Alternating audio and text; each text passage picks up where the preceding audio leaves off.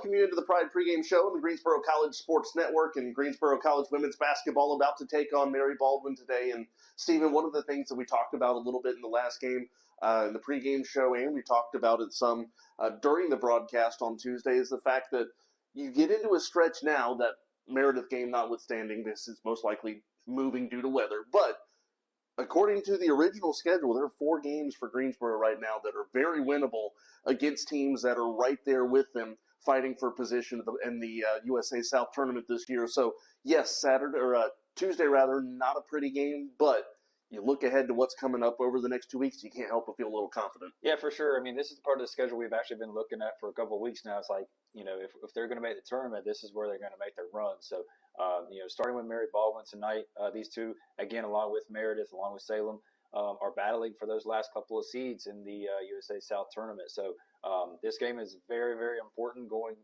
to that. And that Meredith game, whenever it does get played, will be important too. So, tonight's going to be a big one. Kind of after last, really, second half of last game. First half was actually pretty good. So, kind of wiped that one clean, and you look at a big opportunity today to get a home win.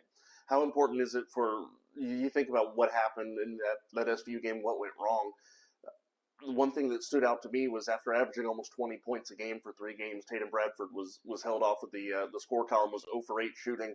And you think, they can get her going again. That 1-2 punch with her and Kinsley Stewart was starting to look really, really good. Yeah, for sure. And, if you could get, Tatum back going, which I don't doubt that she will, you also have a third scorer that's starting to kind of pop up, and that's Camden Lakey. She had a career high against SVU, especially in that first half, hitting multiple three-pointers.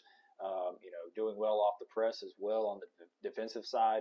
So if you can get Tatum going, along with Kinsley, and then, like we talked about, maybe even Camden, I think that's a pretty formidable triple threat that you could say that Greensboro could have coming down the stretch. Absolutely.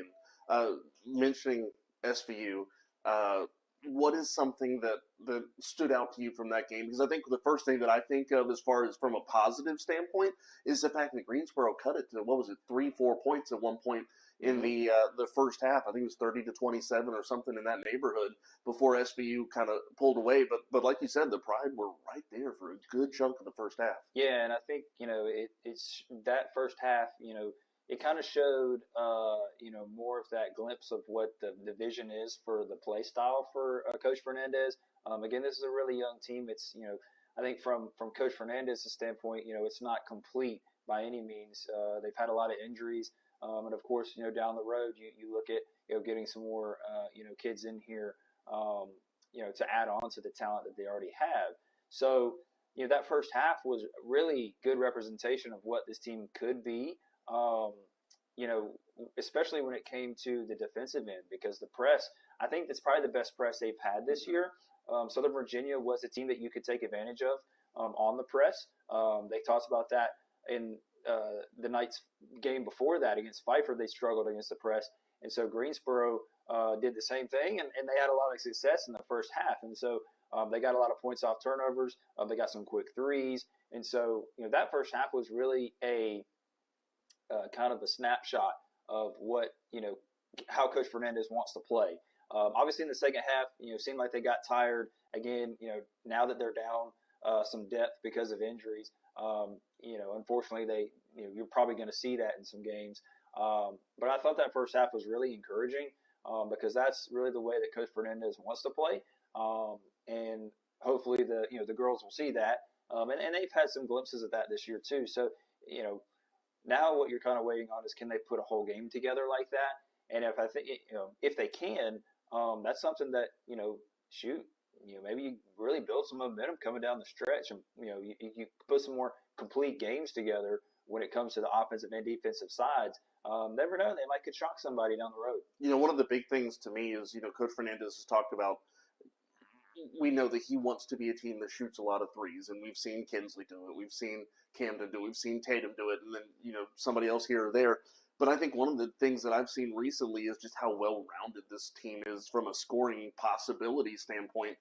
Jinx has been very solid inside this year. And then also you look at Carrie Carr. Maybe Southern Virginia wasn't her best showing, but prior to that, she was really starting to come on a little bit as well. So I think that you put that combination of Carr and Urban down low, you throw in Ari Ingram when she plays the post too, and all of a sudden you can't just sit around the perimeter now as a defense. You've got to watch the interior as well. Yeah, and I think that's kind of the thing that we've looked at this year is the potential that this team could have, and they're still going to get multiple wins here down the stretch.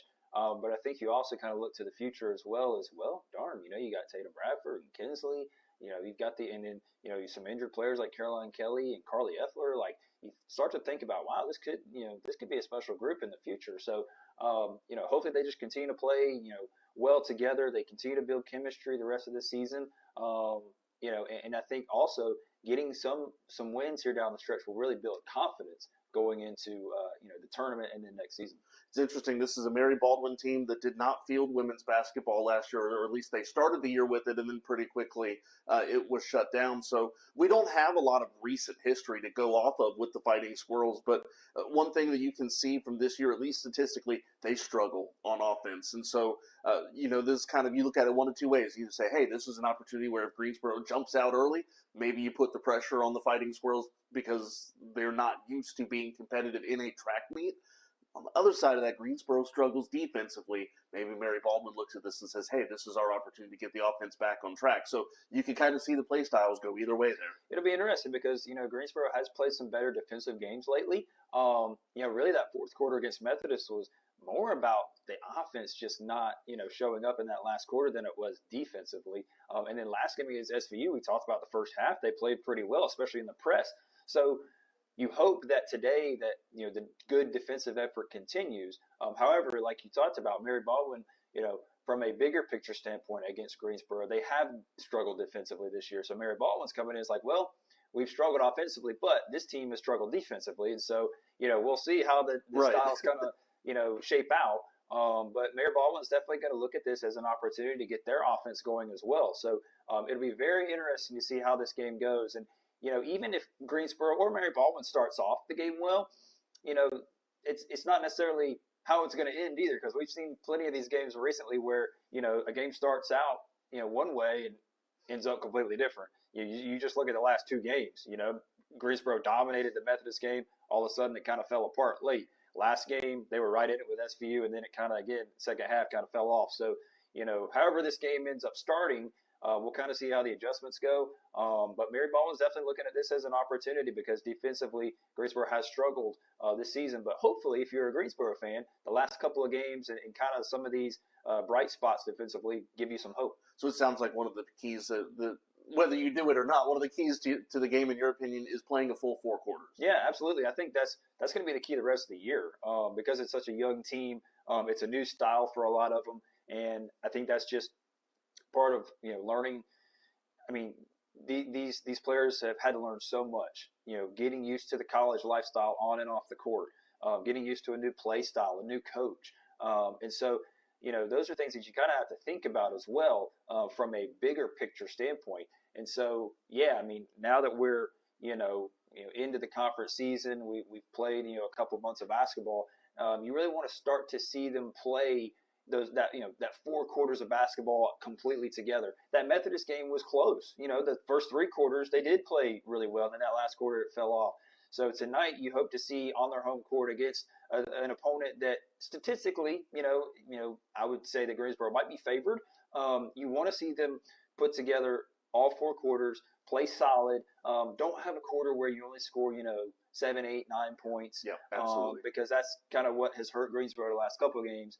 And if that happens, I think they'll walk out with a win and a lot of confidence. We want to talk about why this game is so important. Greensboro and Mary Baldwin are going to play 2 out of the next 3 games. And by the way, they're separated by 1 in the win column right now. Mary Baldwin 2-7, Greensboro 1-7. So a pride win today, for the time being, flips them back around in the standings. So we're going to hear from Coach Fernandez, and we're going to find out who is going to be where in the standings when we get this one underway. It's the Fighting Squirrels, it's the Pride, and it's next on the Greensboro College Sports Network.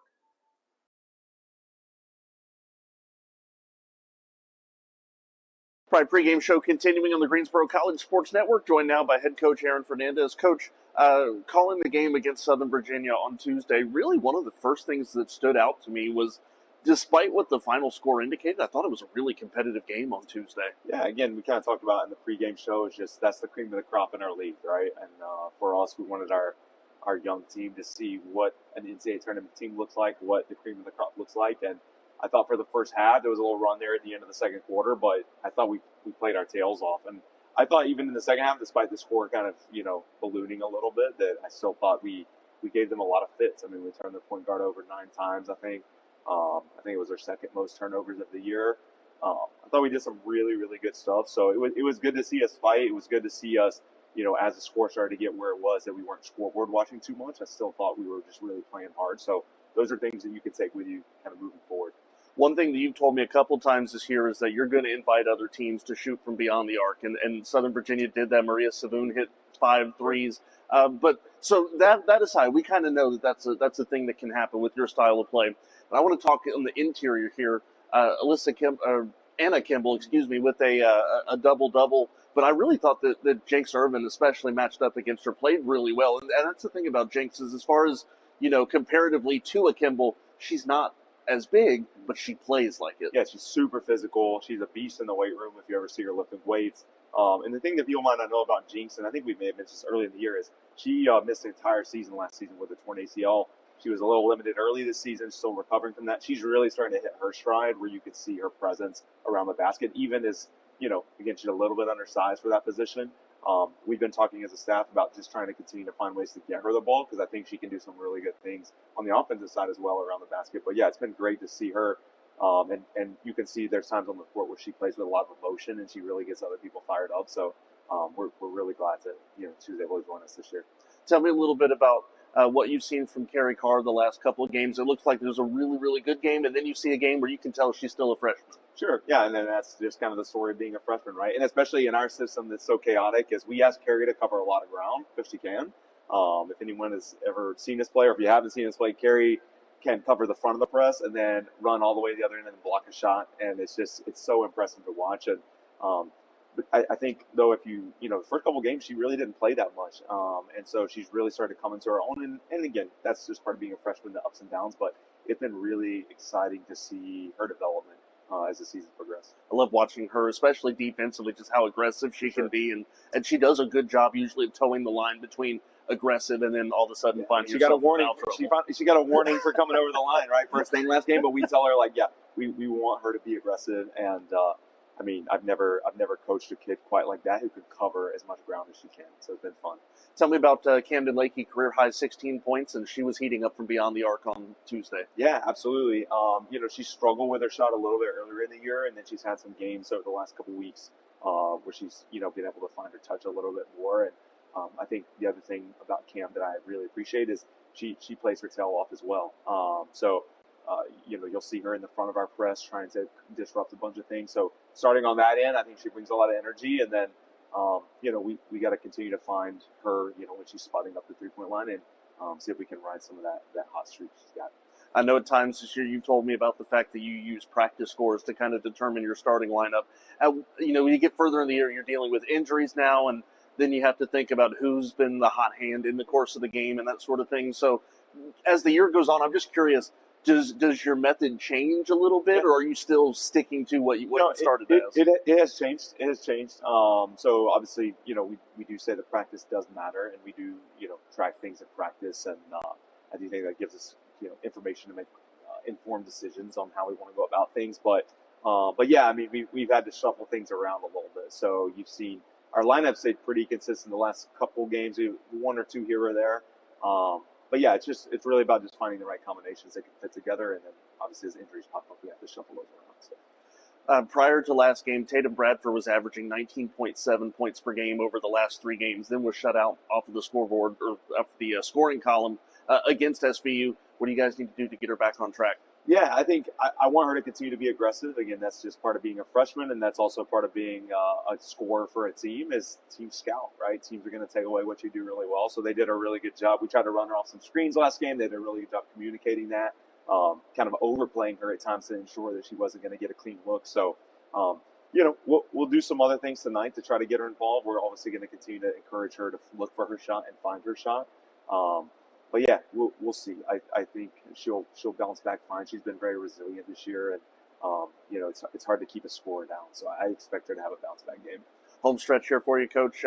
Looking at the schedule, and obviously I know the Meredith one's kind of in flux due to weather and everything this weekend, but taking the schedule as it is, you have 4 very winnable games coming up. Tell me a little bit about the attitude and the thought process of your team right now saying, hey, we might be able to grab a couple in the next couple of weeks. Yeah, I think we're realistic about where we are. We've talked about it a million times on here, like we're rebuilding. And part of rebuilding is, you give your best run at those teams that are at the top, that are established, where you're trying to get to.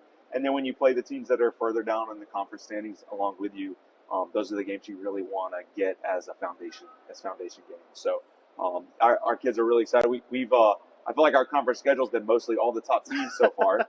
We haven't really gotten a ton of games against kind of the middle of the road teams where we are. So it'll be nice to have a couple of those coming up to see if we can start to put together, maybe 3 or 4 wins in a row or something like that. Well, let's talk about Mary Baldwin. This is a team that struggles to score. And that's the first thing that stood out to me when I looked over at the numbers. So tell me kind of the thought process on attacking the Fighting Squirrels tonight. Yeah, I mean, our game plan is always the same in terms of wanting to crank the pressure up, wanting to force turnovers. They're probably going to score more than their average tonight because we force the tempo and teams score a little bit more against that. But yeah, I think our pressure. I think we have a potential tonight to really crank up our pressure and force some turnovers, and then we're obviously going to try to use that to capitalize for ourselves on the offensive end. We've been much better in transition than we have in the half court. Some of that is because of the simplicity of our offense, but we'll be looking at same as always, trying to get out, get some steals, get out and run. Thanks, Coach. Good luck tonight. Absolutely. Thank you. All right, about time to get this one started. It's Mary Baldwin and Greensboro College coming up on the Greensboro College Sports Network.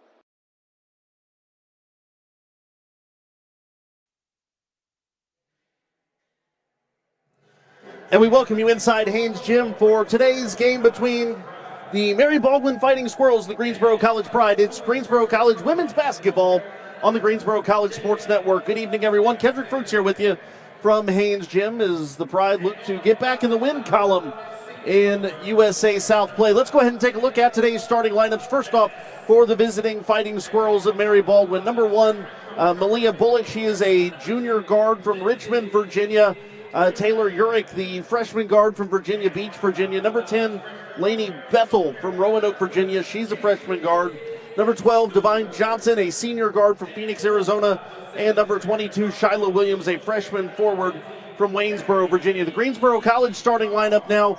Number 2, Jada Hairston. She's a freshman guard from Madison, North Carolina. Number 5, Taya Phelps. She's a senior guard from Durham, North Carolina. Number 10, Lindsay Redmond, a freshman guard from Kernersville. Number 12, Kinsley Stewart, making the 16th start of her freshman year. She is a guard from Marion, North Carolina. Number 15, Carrie Carr, making the start, a freshman forward from Beulahville, North Carolina.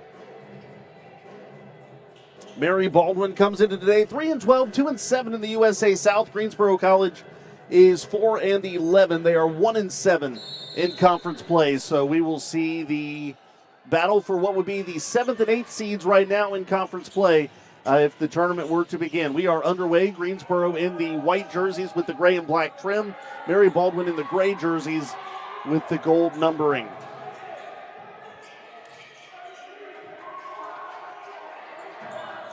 Bullock throws it down into the left corner. That's Johnson. Back up top to Bullock, trying to get around Redmond, now slicing through the middle of the lane. And high off of the window, good. And Malia Bullock, the opening score of today's contest, that out of bounds. Lainey Bethel leading the Fighting Squirrels, 13.8 points per game this year. Divine Johnson with 11.9. Greensboro, we mentioned, led by Kinsley Stewart. Tatum Bradford right behind her. Hairston dribbling with the left hand, picks up the dribble up at the top of the key, tries to go into the paint to Phelps, and that's taken away. Here comes Mary Baldwin. Bounce pass to Bullock. Bullock left-hand side, swatted by Carrie Carr. Carrie Carr came flying in. You heard Coach Fernandez in the pregame show talk about the intensity with which she plays, and you love to see it, and it was on display there.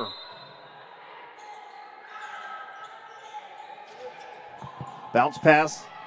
Now up top, it's Johnson. Johnson getting around a couple defenders, tries to float that one in, no good. Rebound by Taya Simpkins. Simpkins crosses the timeline to Bradford, kicks it into the corner for Ruano, picks up her dribble, back to Bradford, now to Simpkins. Simpkins, 3-ball, off the back iron, no good. Rebound goes to Irvin, kicks it back out to Lakey. Camden Lakey coming off a career-high 16 points against Southern Virginia Tuesday. Slings it across to Ruano, shot clock to 11, deep three Ruano, front iron, it dies. Bradford, though, with the offensive board, tries to get it inside to Irvin, slings it out to Lakey, but there's a whistle and a foul called. Foul's going to be called on Shyla Williams, the freshman, pushing Jinx Irvin. First foul of the contest with 8:36 to play in the first quarter. Simpkins gives it to Bradford. Bradford in the lane, tough shot, lays it in. Tatum Bradford, after being shut out on Tuesday, gets Greensboro's first bucket of the game.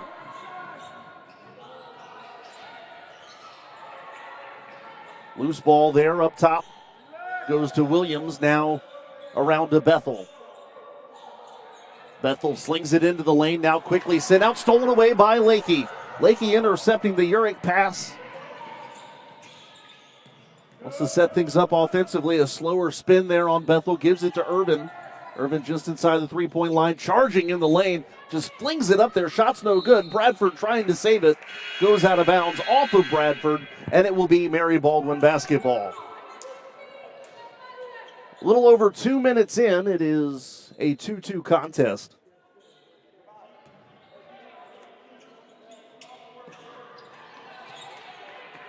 Throw in there to Johnson, now looking for a cutting Williams up top. Williams bobbled it, had to reset, and it slows down the charge for Mary Baldwin. Now up top to Bullock. There's a three ball coming from Johnson. That's no good. And Hairston with the rebound. Hairston, long feed up ahead off the fingertips of Kerry Carr. And out of bounds. But if it was a football game, we say the quarterback just led the receiver a little bit too far there. It was an incomplete pass. That one inbounded, tipped by Carr, but saved by the Fighting Squirrels. Bullock crossing the timeline. Pass intercepted by Hairston. Feed up ahead to Kinsley Stewart. Lost it, regathered, and lays it in. Kinsley Stewart with two. And Greensboro leads 4-2. Pride pressing again and beating the press. Shyla Williams, nobody saw her back there, but she missed the layup. Taya Phelps up ahead to Kinsley Stewart. Greensboro with a chance to extend their lead. Stewart's pass to Redmond was looking right down at Williams, and Williams with the interception. The layup the other way by Bullock, no good, and the Pride run again. Stewart up ahead, looked at Phelps for a moment, going to take it herself. Right-hand side of the lane, shot no good, but a foul called. Foul on Lainey Bethel, which will be her first personal, team foul number 2. 6:44 to go in the first quarter as Kinsley Stewart will go to the line. If you remember, Mary Baldwin did not field a women's basketball team last year, so this is the first time that these two teams have met since February of 2024. Stewart's free throw good.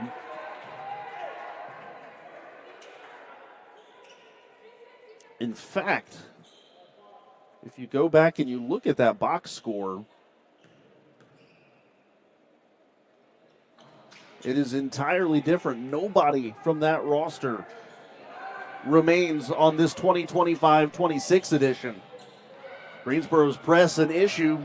Getting through is Mary Baldwin now right-hand or left-hand side of the lane rather. Shots no good by Karma Bryant, but a foul called.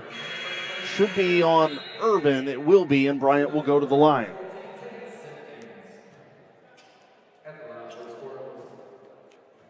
Mary Baldwin this year, a 60% free throw shooting team. Greensboro has not been much better this year, it has not been any better at 58%. Free throw good, second no good. Simpkins with the rebound. So it's 5-3, 6.5 to play. Simpkins driving right-hand side, lays it up, no good. Irvin, though, with the offensive board. She stripped on the way back up, and running is Bethel. Bethel pulls up just inside the three-point arc. Shot no good. Irvin with the board. Ruano driving on the near sideline. Had options on the far side, elected to hang on to it. It's Simpkins up top. Again driving right-hand side. She'll pull out of that drive. Looks down low to Bradford. Bradford lost the handle for a moment, trying to go up with it. Now back to Simpkins. Kicks it around to Ruano. Steps inside the arc, and the shot for Ruano, no good. Loose ball will go the other way. It's Bullock. Bullock tries to work on Simpkins and makes easy work of it. 5-5 on the layup. She's got 4 points. Ruano the other way. Up top to Bradford. Bradford, 3-ball. Give it to her. Well, you weren't going to keep her out forever. Tatum Bradford against Southern Virginia was 0 for 9 shooting. Here she goes again, this time just off the front of the iron, no good. Simpkins, though, offensive board, back to Urban, and Jinx lays it home. There's a whistle and a timeout, which will take us to the media break. 5:11 to play, Greensboro leading at 10-5 on the Greensboro College Sports Network.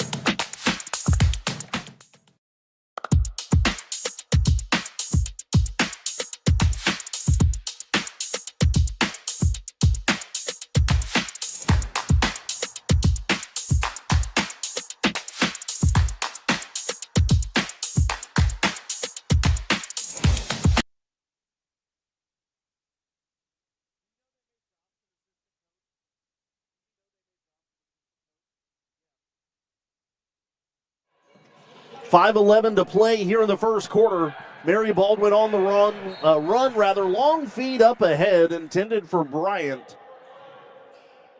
And it goes out of bounds. Check that, it was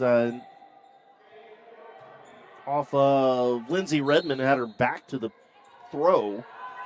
Long feed up top to Johnson. Johnson, 3-ball, that's no good.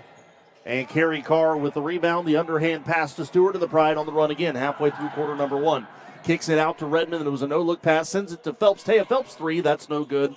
Off the back of the rim, and Bryant will come down with the board. Loose ball as Stewart lands on top of Bryant. And Kinsley Stewart will pick up the foul. But yeah, got to talk about the hot start for Tatum Bradford. 2 of 3 shooting, 1 of 2 from 3. But you look at where she came from the last couple of games, and prior to being shut out against Southern Virginia on Tuesday, Bradford had scored 18, 18, and 23. Redmond with the steal, sends this up ahead to Hairston. Hairston has a wide open Stewart, doesn't see her, sends it over to Redmond instead. That one's short off the front of the rim, and the rebound taken by Bullock.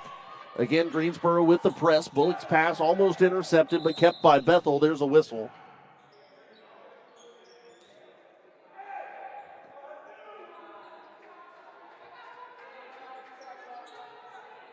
And going to have to make a quick adjustment on the shot clock here.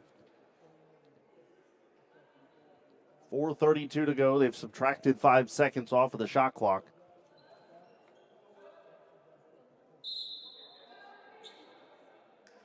As Greensboro will substitute again.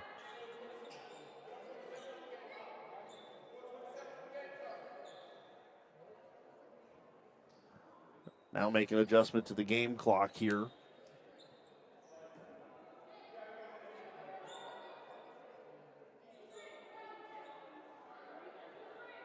Ishara Ely checking in for Lindsey Redmond. So it's 10-5, 4:32 to play.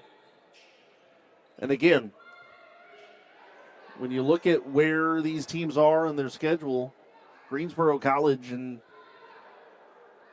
some very winnable games coming up, or at least some games that could help them as far as where they are in the standings. 2 games against Mary Baldwin, another game against Meredith, who is Greensboro's lone win in conference play this year, and then a game against Methodist, which Greensboro had the lead most of that game against the Monarchs, ended up losing it, but you got to think that the Pride certainly feel like they can hang with the Monarchs. There's a whistle that goes out of bounds off of the fingertips of Reese Brock.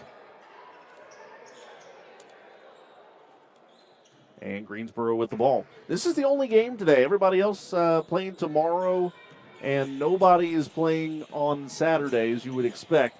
Ruano, 3-ball, too strong. Rebound by Shyla Williams, now gives it ahead to Bethel. Now to Bullock. Bullock on the near sideline, getting past the double team, kicked by Ruano and out of bounds.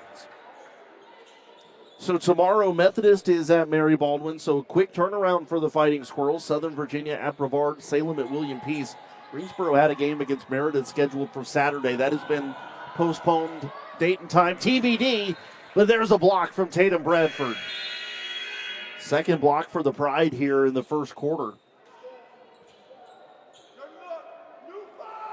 Men's wrestling that was scheduled for Saturday has been moved to 4 o'clock tomorrow. Men's basketball that was also scheduled for Saturday has been moved to tomorrow night at Methodist, a 5 o'clock tip, I believe.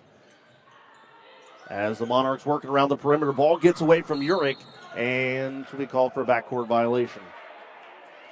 And then women's wrestling that was scheduled to head down to Georgia for the Emmanuel Open, that has been canceled.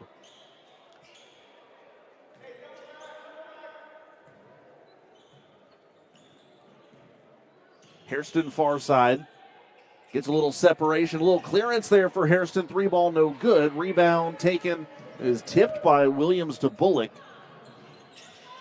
Bullock picks up her dribble, was bothered by a couple of white jerseys, now kicks it into the corner. Williams. Back up top now is Johnson. She tees up a 3 and hits.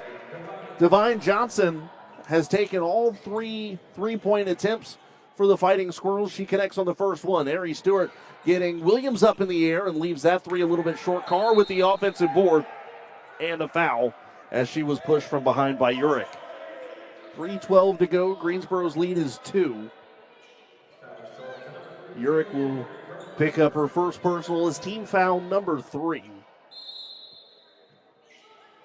And the Pride to inbound from underneath the basket. Hairston lobs this up to Carr. Carr with the putback, or the put up rather. Shot's no good. Bullock with the rebound on the far sideline, passes it out of bounds. But I think they're going to say Carrie Carr got a finger on it, and it will be Mary Baldwin ball.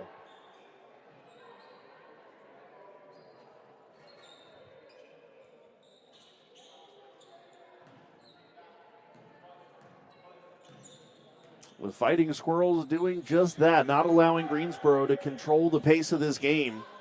Pass down low to Urich. Urich works her way further back out, puts up a shot, no good.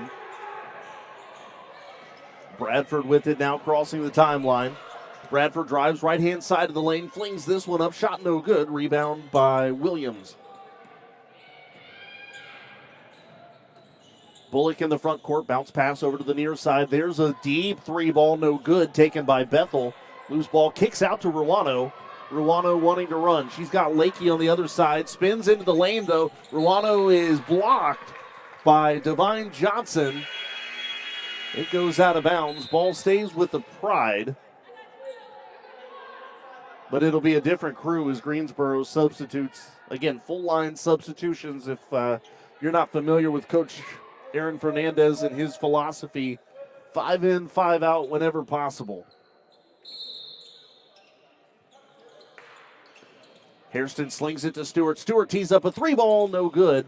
And Phelps tripped up trying to go for that rebound, goes out of bounds. Got her feet tripped up there with, I believe that was Urich. Urich, who now inbounds it to Johnson. Greensboro's press a little bit of a problem for the Fighting Squirrels. Long feed up ahead. Urich sneaking in behind Stewart, lays it in. Tied up at 10. Greensboro is so good at the press. There's a long feed to Phelps. Phelps shot no good, and Williams with the board.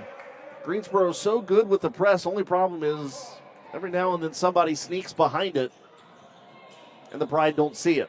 Kicking around the corner, or around the perimeter rather. Urich a 3-ball no good. Ari Ingram a nice one-handed rebound.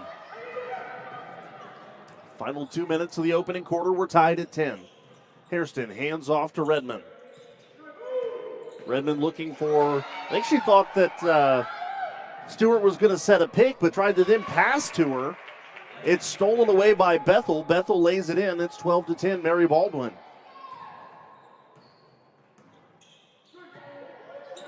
Hairston in the lane to Ingram. Ingram trying to back down her man, now sends it over to Phelps. Phelps shot falls short, and a rebound taken by the Fighting Squirrels. It's Bullock. Bethel with it. Final minute of the opening quarter. Good defense there by Redmond, trying to sell it, but pointing the wrong way after knocking it out of bounds. 1:01 to play, and Mary Baldwin leads by 2. Their first lead of the game. Check that second lead of the game. They had a 2-0 advantage. Inbounded to Bullock on the far boundary. Runs into a double team. Taken away by Lakey. There's a whistle. And a foul going to be called on Bullock. I think Bullock was trying to go for the tie-up, but got too much of Camden Lakey. And so Bullock picks up her first personal foul 58 seconds before the end of the quarter. Simpkins, right-hand side, goes up with it. Shot's no good, or she's really has it knocked out of her hands. Wasn't so much a shot as it was just being stripped of the ball. Out of bounds off of Johnson, so Greensboro maintains possession. Up top now to Lakey. Lakey tees up deep. 3-ball from the left wing. Shot's no good. Rebound comes all the way out to Bethel at the center court. Bethel now, she'll take a 3 from the left wing. No good. Offensive board, Williams. Williams slings it up top to Bethel. Bethel right-hand side of the lane. Pulls up and the jumper no good. And Greensboro fighting for a rebound. There is contact between Bethel and Lakey. And Camden Lakey. Check that. Bethel's going to be called for the foul. That'll be her second personal. Team foul number 5 with 28 seconds remaining. So Lakey will go to the line, looking for her first points of the afternoon.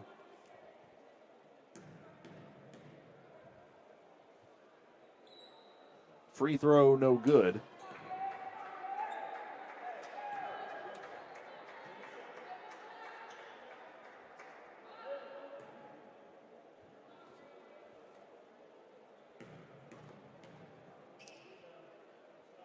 Second free throw from Lakey is good, and Greensboro cuts the deficit to 1. Pass over the middle to Bryant. Bryant picks up her dribble, now to Bullock. Bullock tries to sling it into the lane, looking for a cut there, and gets it from Bethel. Great awareness there from Bethel. She's got 4 points, and Mary Baldwin's lead is 3. Bradford kicks it out to Simpkins. Simpkins in the lane. Tries to go from right to left. That one rolls off of the rim, no good. And running the other way is Mary Baldwin. Up ahead to Bullock, puts it up, shot's no good. And that will take us to the end of the first quarter. Mary Baldwin leads the Pride 14-11 with 10 minutes in the book on the Greensboro College Sports Network.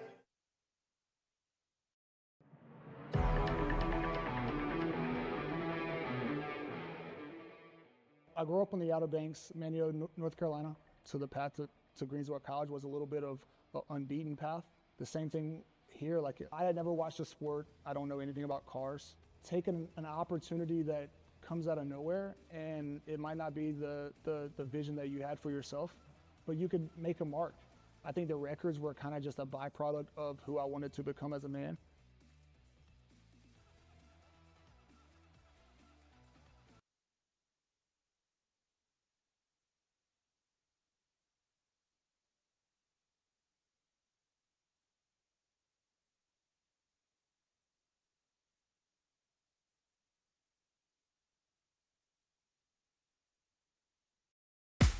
Greensboro College. To Greensboro College. Welcome home. To Greensboro College.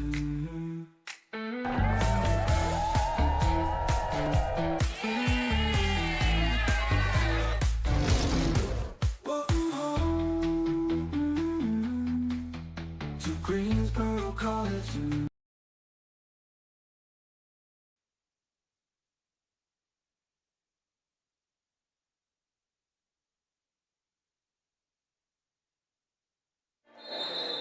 Well, the big number at the end of the first quarter, Greensboro is shooting 4 of 24 from the floor. That's 16%. Mary Baldwin, 6 of 19 in the first quarter. The Pride are down 3 at the break. That ball out of bounds. Last touch by a gray jersey. Tatum Bradford leads all scorers with 5 points at the end of the first quarter. Hairston looking for help. Passes it all the way to the back. Nobody there, but Kinsley Stewart runs it down. Stewart bails out the Pride there, now working it in, now kicks it to Hairston. Hairston at the free throw line, has that one knocked away, but it gets out to Phelps. Phelps in and out for a 3, no good. Stewart offensive board, and she is hacked from behind. Should be Williams. Check that, it'll be Bethel. And Bethel's picked up her third personal. Remember, Lainey Bethel with 13.8 points per game leads Mary Baldwin, and now she's in foul trouble just 20 seconds into quarter number 2. Hairston sends it out to Phelps. Phelps had it, lost it, gives it to Stewart. Kinsley's going to try to settle it for a moment. Now driving, picks up her dribble. Oh, no look pass to Carr. Carr wasn't ready for it. She's had it blocked. Loose ball, foul, then called on Carr. After the ball caromed to Taylor Urick. Carr tried to wrestle it back. She's going to be called for the foul, which was her first personal. Greensboro's just committed 3 fouls today. Urick to inbound. Greensboro again pressing, gives it to Bullock. Tiptoeing up the far sideline. Long feed up ahead. Again, nobody saw the one player sneaking back behind the press. This was Johnson. Has it taken away by Simpkins. Taya Simpkins from the right-hand side. Layup, no good. Goes to Ruano on the offensive board. Now to Bradford. Bradford floats it in the lane. An easy 2 points for Tatum. So they don't get the easy layup, but a second chance opportunity does give the Pride 2 points on that possession. That one blocked there by Bradford, and Ruano with the feed up ahead to Lakey. Lakey thought about a 3, now driving with the left hand towards the far baseline. Kicks it up top to Simpkins. Simpkins straight away 2, no good. Offensive board, Jenks Irvin. She'll try to put it up too strong, and Bradford with it. Again in the lane, the baby hook is good. Tatum Bradford gives the Pride a 15-14 lead. Bradford has 9 points. I tell you what, that shot is about as good as a guarantee for Tatum Bradford, who takes this one away. Bradford, an easy layup for Tatum. Child's play for number 33. She's got 11 points, and Greensboro going on a little bit of a run, up now 17-14 with a timeout called. 30-second timeout, so we'll keep it here. But Bradford now 5 out of 7 shooting. She's got 11 points right now.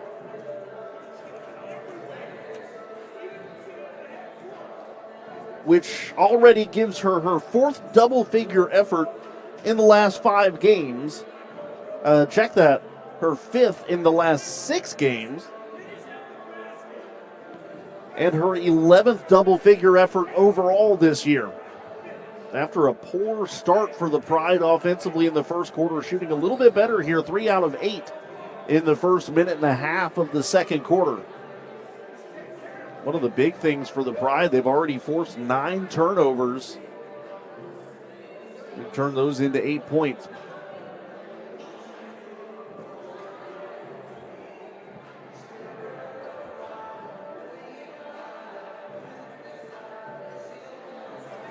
Fans, a reminder, Greensboro College Athletics is proud to announce a sponsorship with Country Barbecue. Country Barbecue has been in business since 1975 and is now a preferred restaurant partner of Greensboro College Athletics. Check them out today on Facebook at Country Barbecue. That's Country BBQ.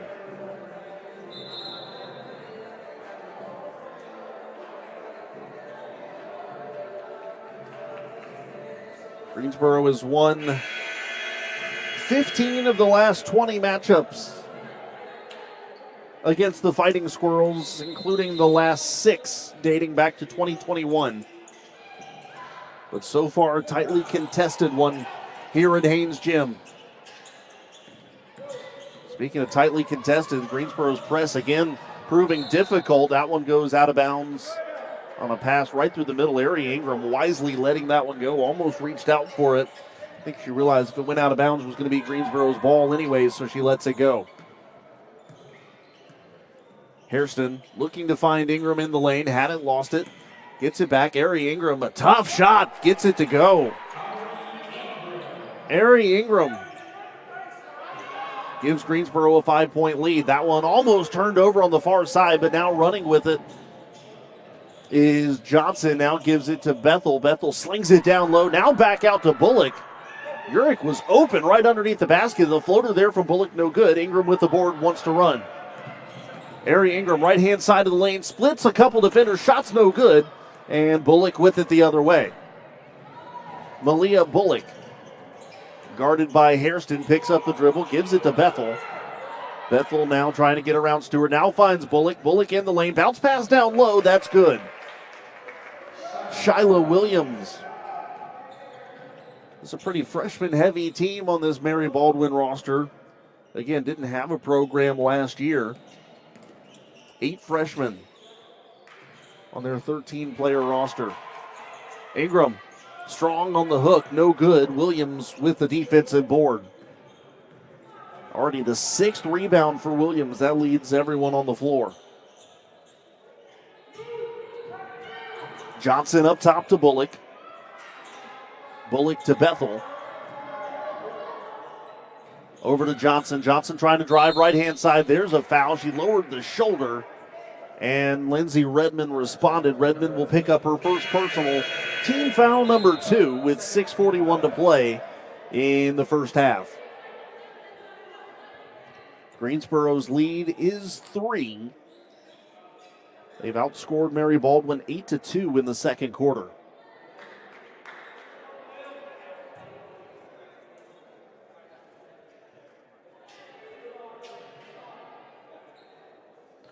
Here's the crazy thing. You look at the scoring and the way it's been divided here in the first half. Tatum Bradford, 11 points. Nobody else on either team has more than 4. Free throw good from Johnson. She now joins the club of 4 points. Divine Johnson, an 82% free throw shooter this year. Second free throw good. Despite the low team average of just 60% from the stripe, they do have a couple really good shooters. Nice pass from Ruano, and there is a foul as Jinx Irvin tries to go up with it. She's hacked there by Nevaeh Clark. Clark picks up her first personal foul. Lainey Bethel, 81% free throw shooter. Divine Johnson, 82%. And more of interest right now for the Pride, as Irvin's free throw rattles home. Jinx is a 67% free throw shooter. The Pride are 3 of 5 from the line today, up by 2 now. Second free throw from Irvin is good, 21-18. Again, Greensboro applying the press. Bullock getting around the first wave. Long feed down low off of the hands of Clark and out of bounds. Couple of times today, a wide open long pass has been available for the Fighting Squirrels, but they've not been able to catch the ball. Bradford out to Simpkins. Simpkins passing the lane to Lakey. Lakey fires that one, hits the front iron, back iron, and out. That ball was well more than partially down, but Lakey doesn't get it to go. There's a 3 ball from Johnson. That's good. Divine Johnson for 3. She's a 31% shooter from beyond the arc this year, and she's got 8 points. We're tied at 21. Lakey's picked up the dribble, needs help, finds Irvin. Irvin in the lane to Bradford. Bradford scoops. No good. Clark bobbles the ball, still loose, rolling over the baseline and out of bounds. Nevaeh Clark tried to grab it off of her hands. Laney Bethel couldn't corral it, and it's going to be Greensboro ball, 5:41 to play in the half. Greensboro winning the turnover battle right now, 12-5. Inbounds to Stewart. Stewart wide open in the lane, too strong off the backboard, no good. And she's going to try to bother Bethel there on the rebound. Tried to tie her up, but could not. Eventually, Stewart gives up. That pass tipped. Goes to Bullock on the far sideline. Now slings it into the lane. And the left-hand layup is good and one. Karma Bryant with a chance for the three-point play. Phelps going to pick up the foul. Bryant, a 64% shooter from the line, no good. But still gets the layup, so it's a 2-point lead for Mary Baldwin. Kinsley Stewart spins in the lane, flings this one up off the corner of the window and good. Stewart's got 5. Bethel, another long feed, tipped there by Phelps right to Bryant, though, and she's fouled. Going up should be Redmond. Yes, Lindsay Redmond will pick up her second.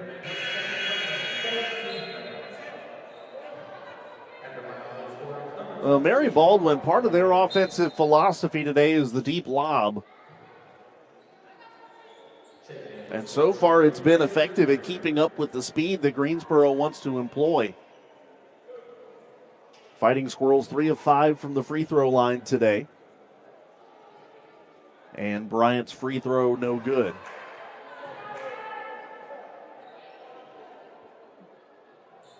She is 1 out of 4. Second free throw is good. 23-24 in favor of the visitors now. 5 minutes to go, halfway through quarter number 2. Simpkins to Bradford. Bradford, nice move, gets some separation, and Tatum Bradford lays it again from the right side. Ruano cleared out a couple defenders, and Bradford took advantage of the space. Mary Baldwin having a tough time getting across the timeline. They do now. It's Urich. Urich working right baseline. She's tied up by a pair of defenders. And there's a travel call. Good job by Ruano and Lakey to bother Urich on the far baseline. There's a whistle, 4:37 to play. And Greensboro will inbound. Pride's largest lead has been 5. Mary Baldwin's largest lead has been 3. So really, these two teams have not gotten a whole lot of separation from each other today. Pass down low to Irvin. Irvin trying to work through a couple defenders. That one skips in off the far side of the rim. Jinx Irvin, give her 6 points today. As Ruano almost forces a turnover, and then almost just a shot put pass down the far sideline. Is Bradford going to be called for a foul there? That will send Williams to the line. Bradford will pick up her first personal foul. That'll put the Fighting Squirrels in the bonus with 4:15 to go in the half. Williams to the line, 2 points today, a 50% free throw shooter. First one no good, so the law of averages certainly in her favor for attempt number 2.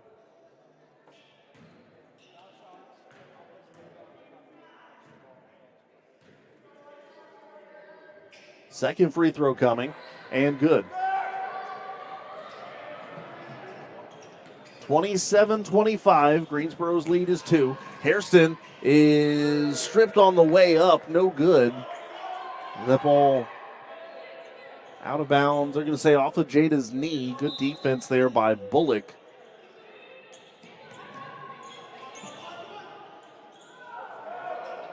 Bryant gives it far side to Bethel.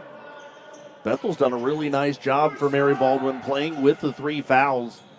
That pass down low, and the shot rattles home.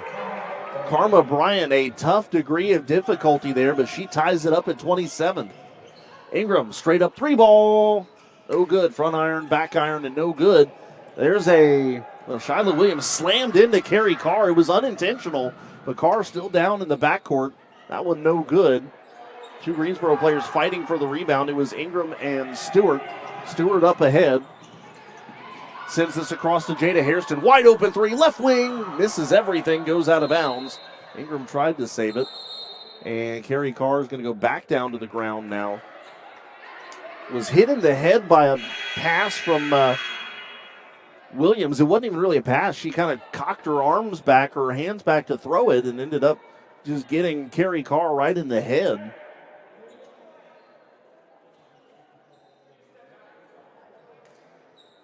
.3:23 to play, and they're going to go back and check on Carrie Carr.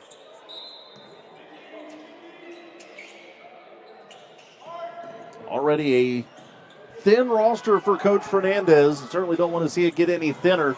There's a errant pass stolen away by the Pride. 3:17 to go and a chance to take the lead again. Bradford, right-hand side of the lane. Nice pass to Vechara Ely. Shot's no good, though Ely trying to save her own miss. She does. Ely underneath the basket, puts it back up. Shot's too strong. And the rebound taken by Bryant. Bryant to Bullock, who crosses the timeline. 3 minutes to play. Bullock slings it across to Bethel, now to Johnson. Johnson deep in the right wing, tries to get around a double team with that pass. Greensboro is tipping a lot of passes, but not stealing them. Now inside the lane is Bethel. Shots in and out, no good. Inside the arc, I should say. And taken away, Greensboro the other way. Simpkins to Bradford. Bradford, nice move in the paint, lays it in. Tatum has 15. Greensboro leads at 29-27. No look pass there, goes to nobody wearing a gray jersey. Lakey to Simpkins. Simpkins trying to drive in the lane, puts it up. Shot's no good, but a foul. Simpkins to the line. Foul called on Bullock. That will be her second personal, team foul number 3.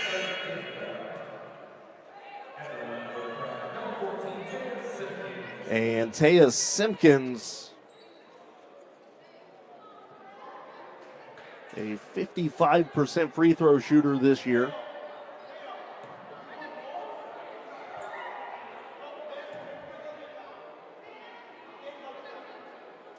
Simpkins eyes the mark, trying to build Greensboro's 2-point advantage.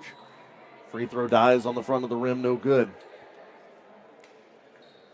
Again, nothing else going on in the USA South tonight in terms of women's hoops, so anybody who wants to watch USA South action, they're tuned in here. Jump ball called on the missed free throw. Arrow favors Mary Baldwin. So that being said, for those of you joining us on YouTube tonight, we certainly appreciate you spending your evening with us. It's been a tightly contested one here in the first half. Good news, Carrie Carr has come out to the bench for Greensboro. Johnson with it, crossing the timeline for Mary Baldwin. Splitting between a couple defenders, now kicks it out. Wide open 3 for Bethel. That's no good. Ari Ingram with the rebound, gives it to Hairston. Hairston on the run. Long feed down low to Phelps. Phelps drains the jumper left baseline. 31-27 Greensboro. And again, the Pride press. I think you're going to see that most of the night. Stolen away by Kinsley Stewart. Stewart shot in traffic, no good. Urich with the rebound. Stewart trying to tie her up. She does. Arrow favors the Fighting Squirrels. Hard work in the paint there for the Pride. Greensboro again with the line substitutions. Greensboro's lead is 4 with 1:45 to go in the first half. Ruano looking, finds Ely, had it, lost it, gives it back to Ruano. Ruano in the lane to the far side, kicks it out to Lakey. Lakey steps back, takes the 3, that's no good, clanking off the back iron. And rebound taken there by Bethel. Bethel's picked up her dribble, needs help. Urich is there, now sends it over to Bullock. Bullock's crossed the timeline, now over to Johnson in the right wing. Johnson drives right baseline, floater, no good, rolling off the iron. And Bradford wrestles away the rebound. Tatum Bradford has 4 boards to go with her 15 points. Now she wants to drive, spin move there just outside the lane. The little floater good from Tatum Bradford. 17 points for Tatum.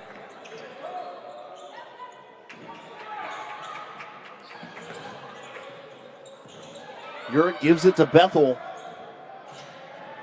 Bethel dribbles it off her shoe, kicks it over in the corner, though, to Bullock.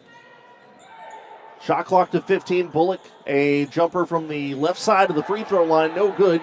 Lakey on the run. Lakey in the lane. Hook shot, no good, foul. Tatum Bradford, by the way, career high of 23 points. Came against Methodist on the 17th, and she's 6 points away from that. Lakey will go to the line for the Pride. Camden with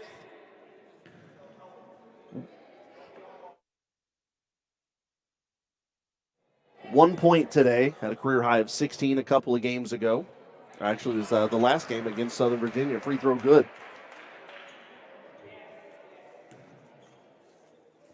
Greensboro's lead is 7, their largest of the game. And Lakey, an 80% free throw shooter. Shot's no good. Loose ball wrestled away by Mary Baldwin underneath the basket. Bethel crossing the timeline, crossing Lakey. Slings it over to Bullock. 30 seconds left in the first half. It's Johnson. Johnson finds Bullock again, trying to work through a double team. Back up top to Johnson. Now there's an open Bethel. That's no good. Greensboro with the rebound. Hairston, shot clock is turned off. Hairston to Stewart. Stewart three ball, no good, too strong. And the rebound goes to Bullock. 7 seconds left. Bullock crisscrossing between Greensboro defenders, shoots from the free throw line, misses way off to the side. Offensive board, Williams, offensive putback, no good. And there's the buzzer. So Greensboro, after a hectic first half, has a 34-27 lead at the break. We'll break it all down in the halftime show on the Greensboro College Sports Network.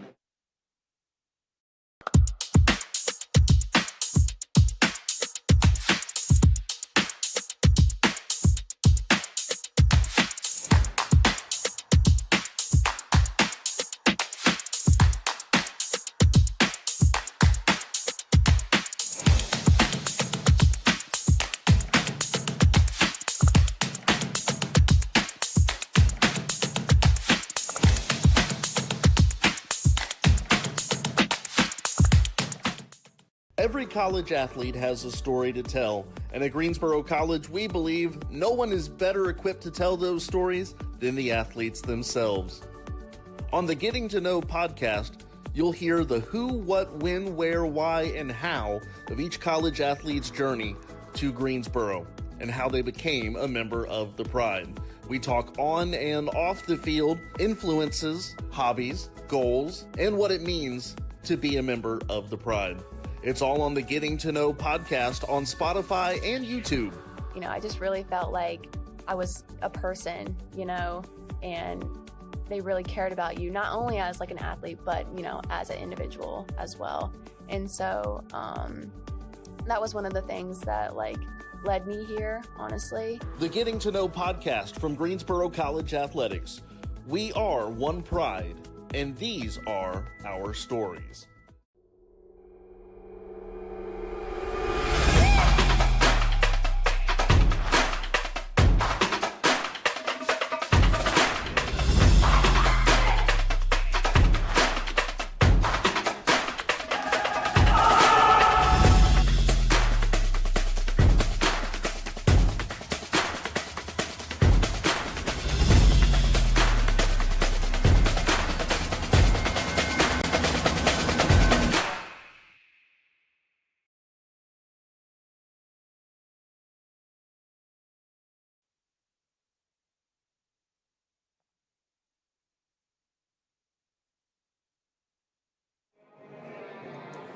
Halftime at Haynes Gym, Greensboro College leading Mary Baldwin 34-27 at the break.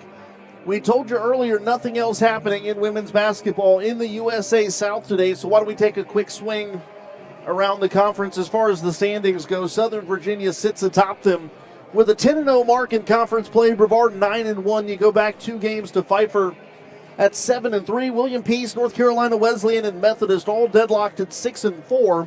Mary Baldwin 2-7, Greensboro 1-7. Again, a reminder: the top 8 teams will make the tournament. So Greensboro in that number 8 spot right now, ahead of Meredith, who's 1-9, and Salem is 0-9 in the conference. So again, you talk about how important this string of games is for the Pride. You've got Mary Baldwin twice in the next couple of weeks. You've got that second game against Meredith. You've got 2 games still coming against Salem. So if the Greensboro team wants to really make some headway and try to solidify themselves and say, hey, we're not going to finish worse than 8th or worse than 7th. This is your opportunity to grab a couple of those wins, have them in the bank, and then if anything does come down to tiebreakers, you're sitting in a much better spot. So, again, nothing else happening in the conference today. Tomorrow, Methodist is at Mary Baldwin, Southern Virginia is at Brevard, and Salem will travel to Raleigh to face William Peace. And again, of course, everything moved for the weekend because of the situation with the weather. As far as Greensboro College athletics are concerned, we've had to make some adjustments due to the weather as well. Obviously, women's basketball here at home today. Men's and women's wrestling taking on Randolph today in an ODAC match. Tomorrow, men's wrestling against Southern Virginia. It is a 4 o'clock start. It is senior day. That had to be moved from Saturday. Also being moved from Saturday, men's basketball will travel to Fayetteville to take on Methodist tomorrow. Women's basketball that was scheduled to play Meredith has been moved, and that date has not yet been determined as far as the rescheduling of that. Next week, on the schedule right now, men's basketball at home against Brevard next Wednesday the 28th. That's a 5:30 tip. Women's basketball at Mary Baldwin. And then on the 29th, men's wrestling against Roanoke College. That gets you a little bit over a week away. And again, if anything changes from a schedule standpoint, we'll give you all the information on our social media pages. So certainly be keeping an eye on that. Halftime, Greensboro leading at 34-27 at the break on the Greensboro College Sports Network.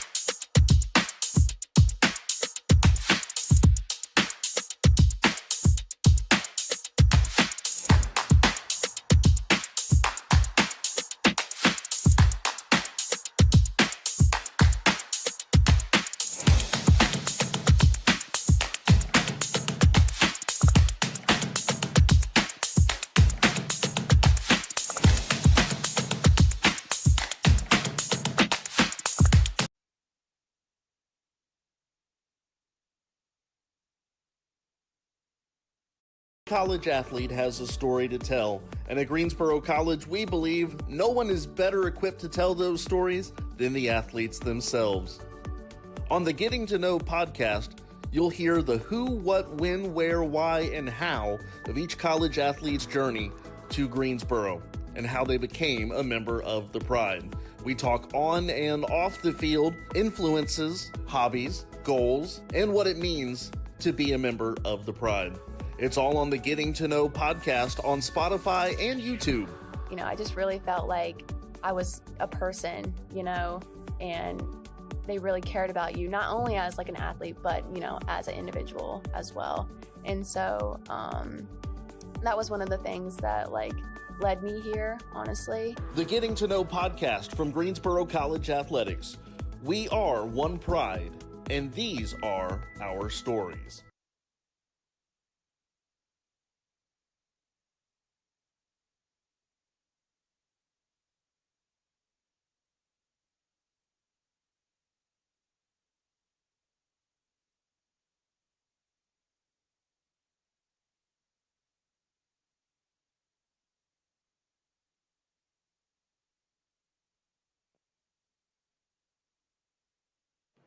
Halftime continuing here at Haynes Gym. Greensboro College leading Mary Baldwin 34-27 at the break. And although I know we still have a solid 3+ weeks still of basketball, hard to believe spring sports right around the corner. Why don't we go ahead and take a look at how those start because teams are ramping up and getting in full swing, no pun intended, especially for baseball and golf and softball.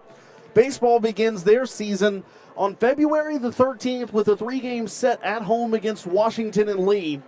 The 13th, the 14th, and the 15th. And actually, they're going to start the year with quite the extended homestand. The first 7 games for the Pride at home, as they'll also take on Roanoke and Averett before hitting the road for the first time on the 25th at Roanoke. So good homestand for Greensboro College baseball to start the year. We should expect to see those polls coming out probably, a week and a half, somewhere in that neighborhood. And a lot of optimism around Coach Fennessy and his crew right now. Golf beginning the second half of their season on March the 9th, the Tiger Invitational at Pinehurst, North Carolina. They finished the fall season. According to a lot of people that I talked to, they said it was okay. Obviously, you get the big win with FIFA at the Transylvania Fall Invitational back in August. And outside of that, they said it was just kind of a very up and down, inconsistent fall. So we'll see what Coach Johnson and company have cooked up for the second half of the season for golf. Men's lacrosse begins their year at Oglethorpe on February the 7th. Their first home game is Friday the 13th. Ooh, spooky, against Randolph College. A 6 p.m. start to that one. Women's lacrosse begins their season at home the day before against Lee's McRae. That is a 4 o'clock start in that one. And then on the 15th, that is Sunday, February 15th, the day after Valentine's Day, taking on Sweetbriar. That was originally going to be a road game, but then Sweetbriar reached out, asked if we could play host there. So again, 2 home games for women's lacrosse to begin their season. By the way, preseason previews for both men's and women's lacrosse should come out sometime next week. You'll hear from some of the key players for this upcoming season, as well as Coach Zalowski and Coach Bates talking a little bit about their squads. Then softball, you want to talk about a team that not a whole lot of people knew what to expect last year. And Coach Bree Strickland's first year, a big turnover in terms of roster construction, and they certainly exceeded everyone's expectations last year. This year, everybody knows what to expect out of them, and we'll see just how good this team can be. They begin the year February 11th, a home doubleheader at Barber Park against Sweetbriar College, and then on Valentine's Day, a doubleheader against Roanoke College. So hey, what better way to celebrate Valentine's Day than with the diamond, the softball diamond, that is. We'll see you hopefully at Barber Park for softball on February the 14th. In fact, just like baseball, softball beginning the year with an extended stay at home as well. Their first 6 games of the year at home. They finished that homestand with a doubleheader against Averett. That's a quick look at when all the spring sports get started. We'll step aside one last time. When we come back, we'll take a look at the first half numbers and get the second half going. Greensboro leading at 34-27 at the break on the Greensboro College Sports Network.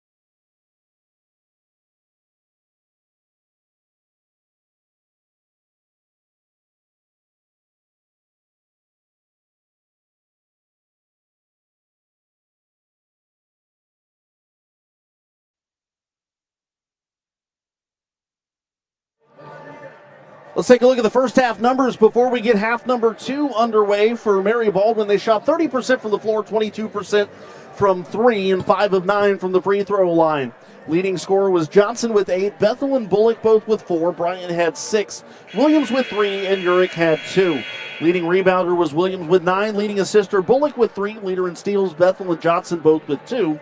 Comparatively, 31 rebounds per side, 5 assists per side. Greensboro forced 15 turnovers, only committing 6 themselves. Bench points go 27-6 to the Pride. Points in the paint 24-16 for the Pride as well. Second chance points 8-0 for Greensboro. Pride shot 27% from the floor, 6% from 3. That's a dismal 1 for 16 and 5 of 10 from the free throw line. Leading scorer, though, and the big difference in the first half, Tatum Bradford, 17 points. Leader in rebounds, Simpkins, Irvin, and Bradford all with 4. 2 assists for Ruano, 4 steals for Camden Lakey, 2 blocks for Tatum Bradford as well. And it all adds up to a 34-27 Greensboro lead at the break.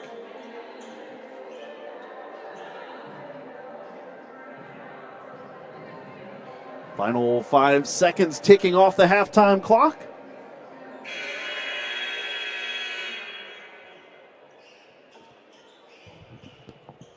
And we're ready to get this one going again. Mary Baldwin to inbound. And here we go. Greensboro currently enjoying their largest lead of the game. Fighting Squirrels looking to cut into that deficit. It's Williams on the right baseline. She's fouled by Carr. And she'll go to the line. Carrie Carr will pick up her second personal. Pride fans, Greensboro College Athletics is excited to announce a new partnership with Hotel Denham. Conveniently located in the heart of Midtown Greensboro at 1517 Westover Terrace, Hotel Denham offers a unique lifestyle experience while visiting the Piedmont Triad region. With a hip and stylish vibe, you'll find that Hotel Denham offers a unique experience unmatched in Greensboro. For more information, visit their website at www.hoteldenhamgso.com. Williams' first free throw no good, as is the second, but a lane violation called on Carr, and so Williams will try again. Shyla Williams, 3 points today, 1 of 4 from the free throw line.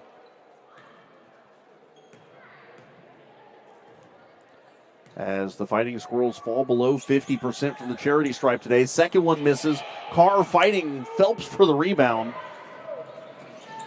Carey slings it up ahead to Kinsley Stewart. Stewart the give to Hairston. Hairston picks up her dribble at the free throw line.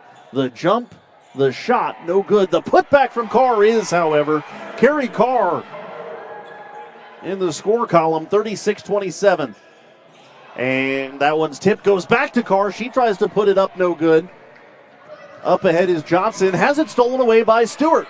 Greensboro aggressive defensively. Kinsley Stewart tees up a 3, no good off the side iron. Rebound taken by Bethel, tripped up by Carr, and called for a travel.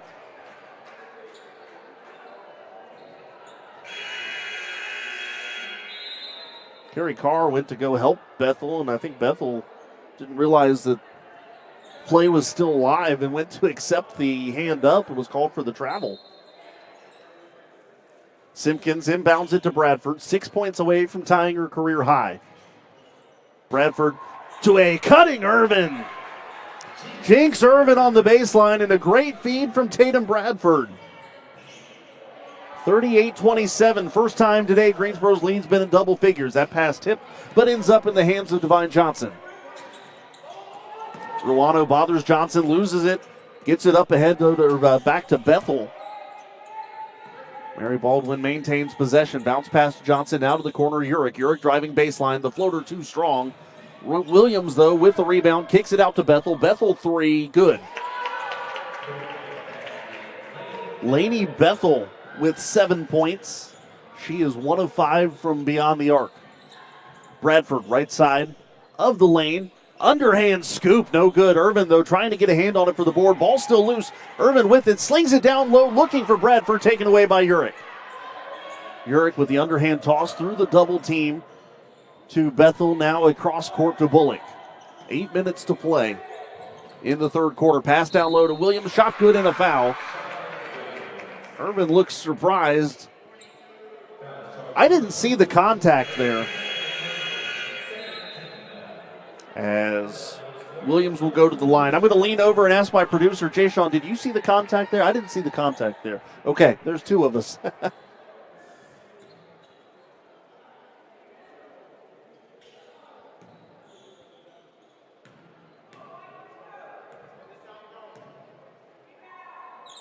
Free throw from Williams is good. Now they say the ball doesn't lie, so I must have been wrong. I tell you what, there have been times where my glasses have not done me much good, so not outside the realm of possibility. Deep three from Hairston, no good. Mary Baldwin with the board. Got to give these Fighting Squirrels credit, true to their name. They have made life difficult for the Pride today. There's a three from Johnson. Divine Johnson hits her third tray of the game, and Mary Baldwin has clawed all the way back to a 2-point deficit. Kinsley Stewart pulls up just inside the arc. Shot's no good. Loose ball goes back to Stewart. Stewart from the left-hand side, I think partially tipped there by Williams. Stewart again with it. Sends it out to Phelps. Phelps for three. Give it to her, Taya Phelps. 5 points for Phelps, 41-36. That pass tip. Carr almost got a handle on it, but Bullock running up ahead. Bounce or quick pass to Williams. Good and one again. This time they're going to get Stewart. Stewart, her second personal, and Williams goes back to the line. Another chance at a three-point play. Shyla Williams, 8 points today, rather. She's already got 10 boards.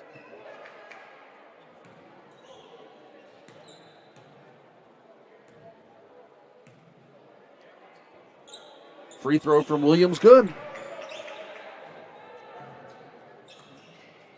41-39. Simpkins, right-hand side, underhand give to Ruano. Now to Bradford. Thought about a three. Instead passes it off to Simpkins. She'll tee up a three. That's no good. Stuck on the side of the iron there. And Urick gives it to Bethel. Bethel crossing not only the timeline, but near side of the court to far. Slings a pass to Bullock. Almost didn't get the handle on that one. Bullock trying to work around Ruano. Now pass down low to Williams. Williams in the lane to Urick. Urick turns, fires. Shot's no good. Ball out of bounds to the Pride. 6:21 to go third quarter. Greensboro's lead just 2.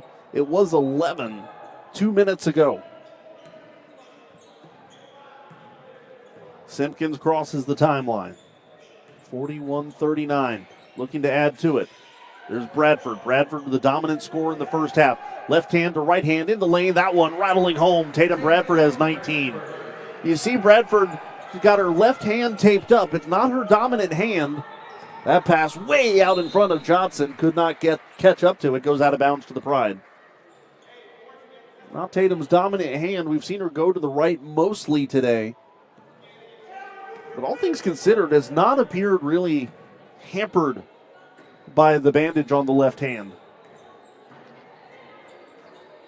Simpkins back out to Bradford. Straight away three for Tatum. That one off the mark.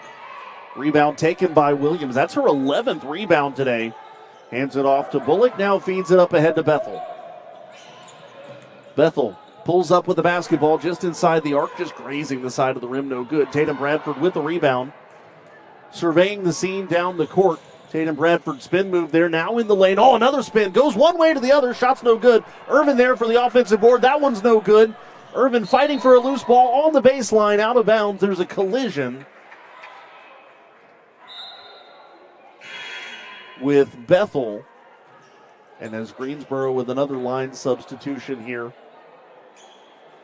It'll be a Greensboro basketball.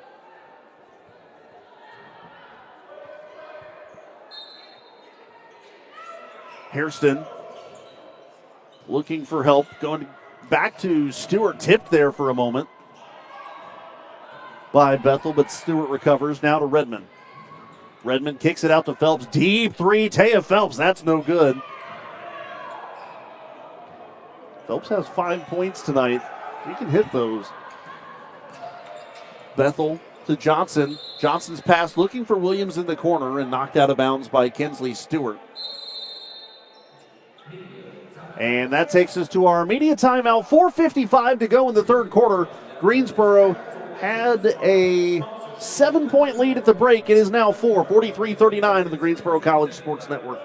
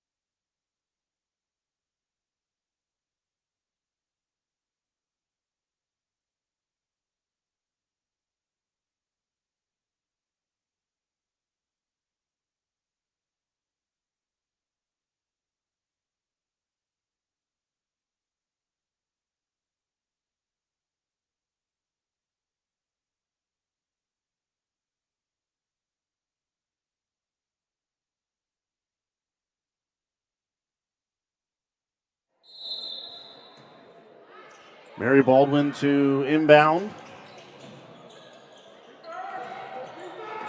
Out of that media timeout.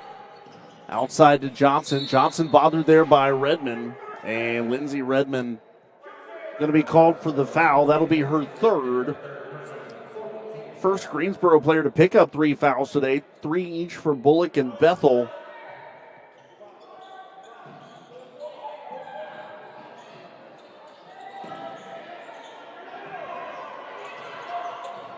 And driving the lane now with the underhand layup. Good from Karma Bryant. Bryant's got 8, and it's a 2-point game yet again. Redmond tees up a deep 3 off the side iron, no good. Rebound by Clark, and there's a whistle. Out of bounds off of Carrie Carr. 4:26 to play.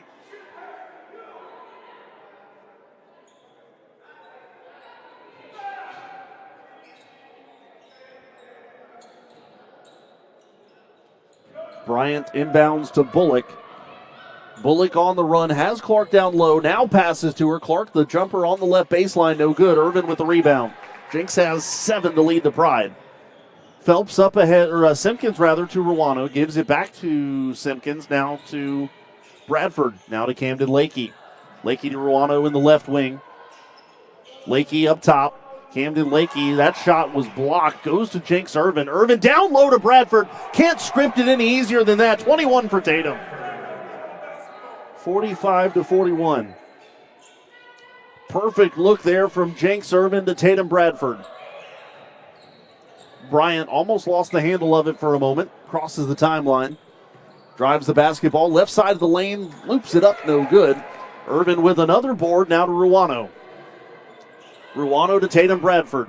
Bradford picks up her dribble. Gives it out to Lakey. Lakey up top.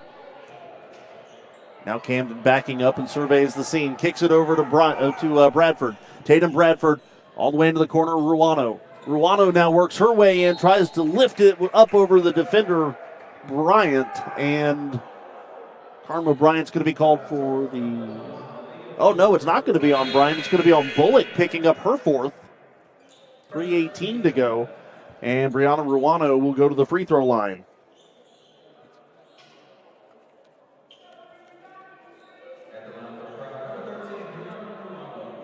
Ruano just 5 of 20 from the free throw line. That free throw is good, though, 46-41.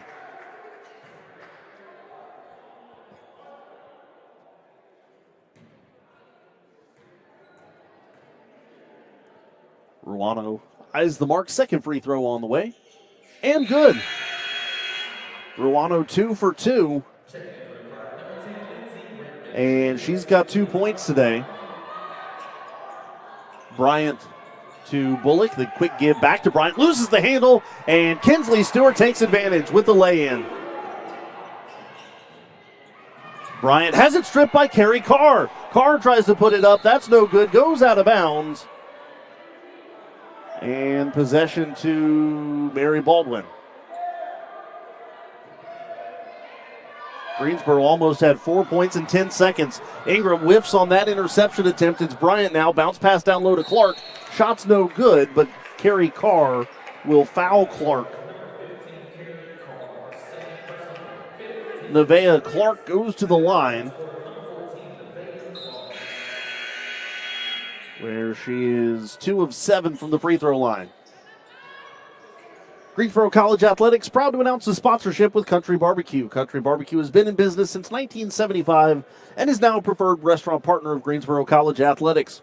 Check them out today on Facebook at Country Barbecue. It's Country BBQ. Free throw from Clark is good. 49-42 with 3 minutes to go third quarter. So Mary Baldwin outscored Greensboro 14-11 in the opening quarter. Greensboro returned the favor 23-13 in the second. And here in the third, Clark's free throw good gives the Fighting Squirrels a 16-15 advantage in quarter number 3. There's Ruano. 3 ball. That's no good. Rebound by Johnson. Steps out of bounds, though. And it's a turnover, the 22nd turnover that Greensboro has forced. Simpkins to inbound.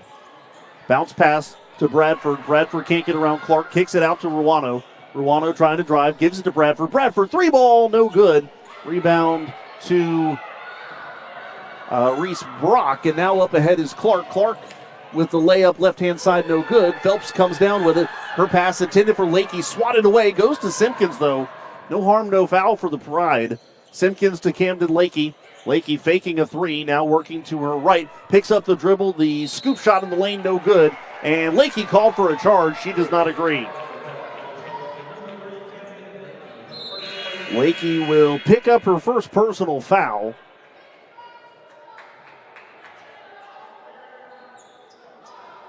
Johnson will inbound for the Fighting Squirrels. Long pass. Hail Mary attempt down, looking for Bryant, taken away by Ingram. Now gives to Redmond. Greensboro's lead is 6. Redmond, hook shot from the free throw line, good. Lindsay Redmond, her first points of the game. 51-43, and again, that press working wonders for the Pride.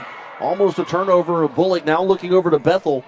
Bethel can't get around the double team. Kicks this one out to Clark, and it's off of Clark's fingertips out of bounds. 51-43. Mary Baldwin looks like they're going to go over their season average, again, averaging about 49 points a game. And we've seen them go on a couple runs. This 9 or 8 point lead for the Pride, anything but safe right now. Harrison dribbling left hand, gives it out to Redmond. Redmond back outside the 3-point line, fires a 3 ball. That's no good. It looked good. It was accurate, just a little short. Another long pass up ahead, this time to Brock. Reese Brock flings it up in the lane, no good, a foul. Jada Hairston's going to pick up her first personal foul, and it will send Reese Brock to the line. Brock is a 70% shooter from the charity stripe, wearing her bright pink basketball shoes.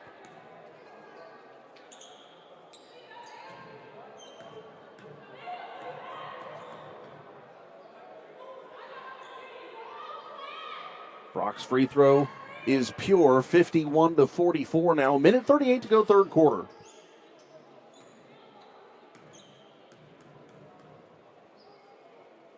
Second free throw coming. And off the mark, Bradford with the rebound. Gives it to Simpkins. Tatum's got 6 boards today.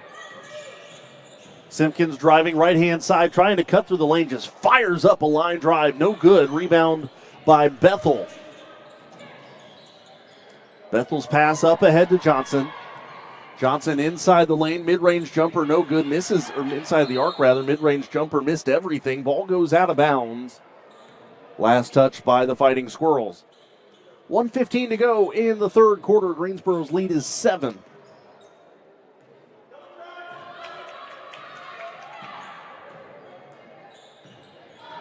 Simpkins up ahead. Slings it to Bradford. Bradford up top. Thought about giving to Ruano. She's going to take it herself. Bradford's shot no good. She's fouled. She'll go to the line. As Nevaeh Clark's going to pick up her second personal foul. Tatum Bradford to the free throw line. Tatum, a 66% shooter. Has not attempted a free throw today.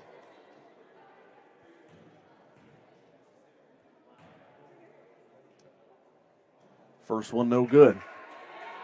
Greensboro was just 2 of 27 from 3. Right now, though, they're getting it done in the paint, and it's not hurt them too bad. Second free throw good from Bradford. She is now 1 point away from tying her career high. Feed up ahead, and the easy lay-in there from Urick. 52-46, 51 seconds to go in the third quarter. Ruano to Bradford. Bradford trying to work around a double team. Kicks it out to Ruano. 3-ball. Rattling home. Give it to her. Brianna Ruano has 5. And Greensboro's lead is 9.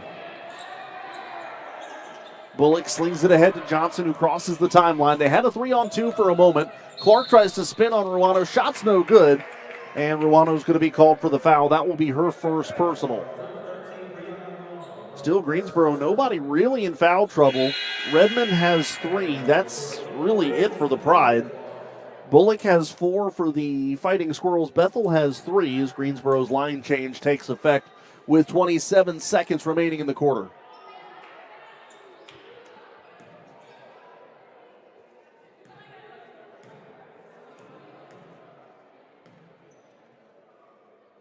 Free throw from Clark is good, 55-47.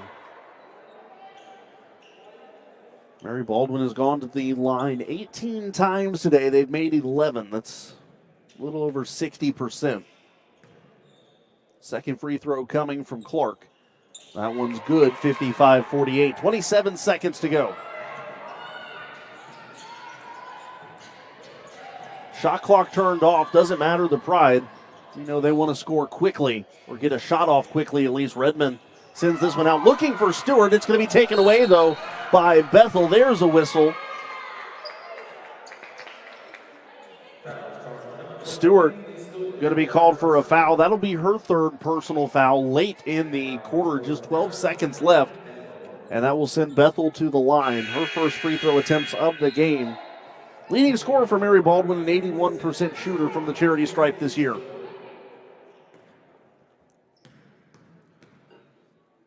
3 points, or at least the opportunity for it late in the quarter.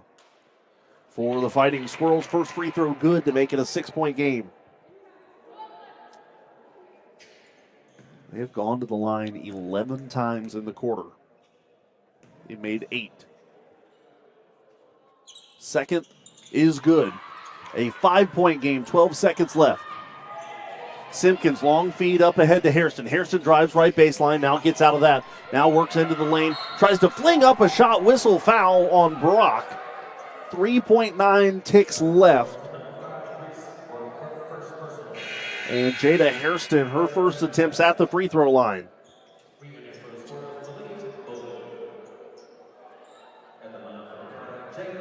Hairston 64% from the free throw line.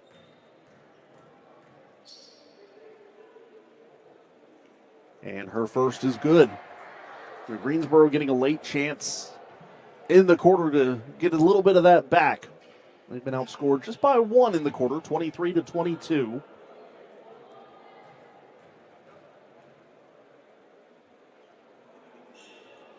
Second free throw rattles home.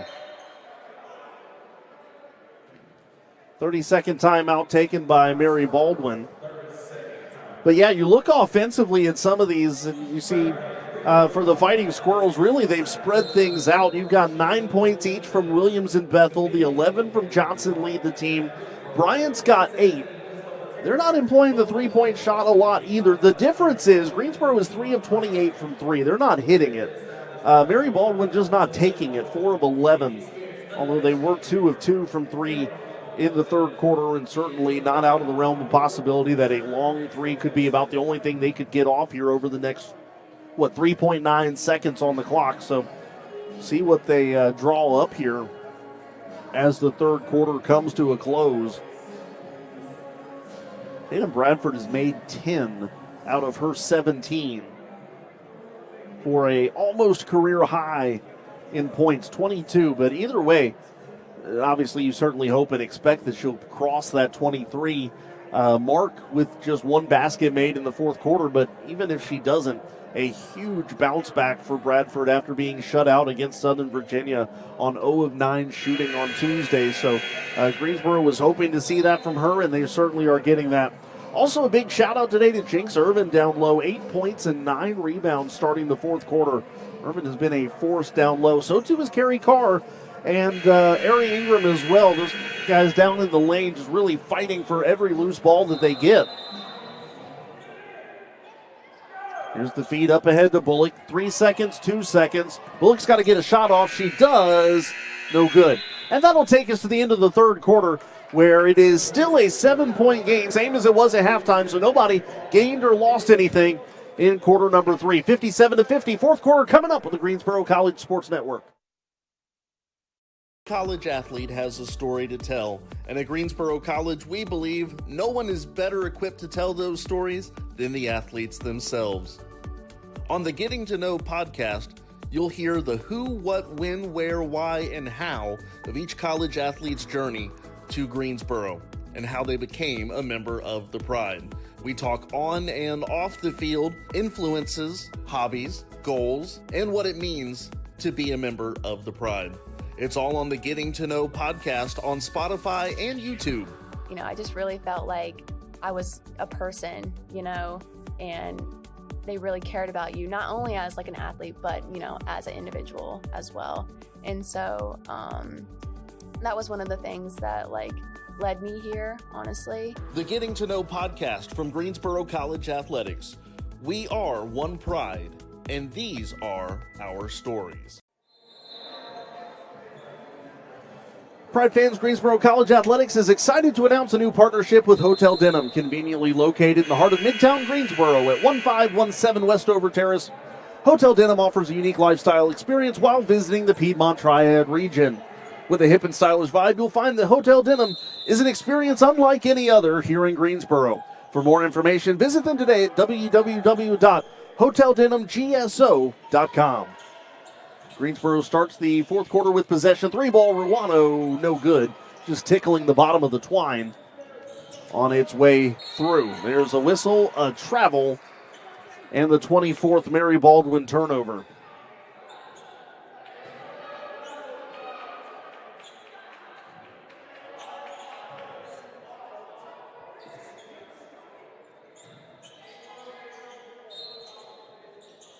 Simpkins to inbound.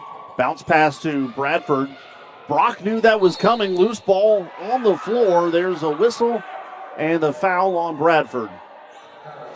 Bradford in disbelief, bouncing that ball back to the official. Tatum picks up her first personal team foul, number 1.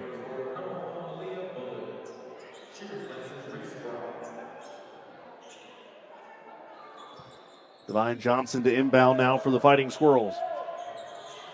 Another long pass up ahead, tipped by Bradford and intercepted by Ruano. That ball out of bounds, stays with Greensboro. Williams tipped it out. Mary Baldwin continuing those Hail Mary-esque passes today. Just trying to get past the Greensboro defense. And that is one of the things, too. You think about this strategy they're employing as Phelps lays it in, 59-50. One of the things Coach Fernandez has said a couple of times this year, he says, look, sometimes we'll give up baskets in transition. We don't get back fast. So with Mary Baldwin trying to throw it, just heave it down the court, trying to take advantage of that weakness in Greensboro's defense. Straight on jumper, no good. But an offensive rebound from Johnson. She dribbles it off her knee. Out of bounds to the Pride. 1 minute gone in the fourth quarter. 59-50, the Greensboro advantage. Greensboro started the day a half day behind Mary Baldwin for the number 7 spot in the tournament, so a Pride win would flip-flop them, and Greensboro would be a half game up. Irvin pulls up from the baseline and banks it home. Jinx Irvin has 10 points and 9 boards. Looking for a double-double.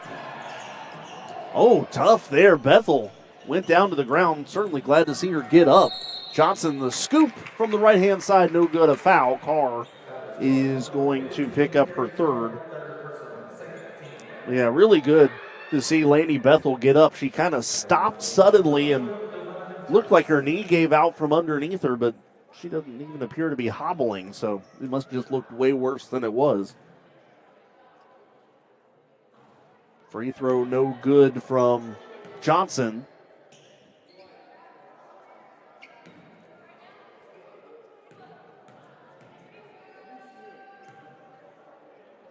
Second free throw does fall. 51-61. Greensboro's lead is 10. A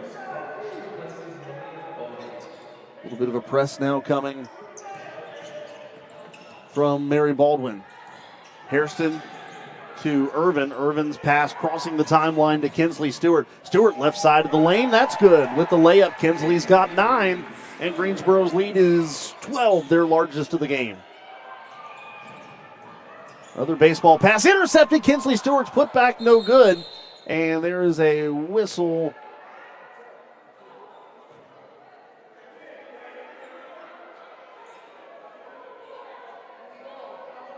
And, well, let's see here. The officials discussing. Possession arrow favors Mary Baldwin.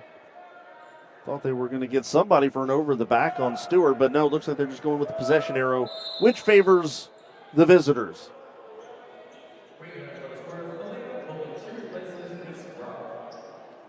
8:18 to play.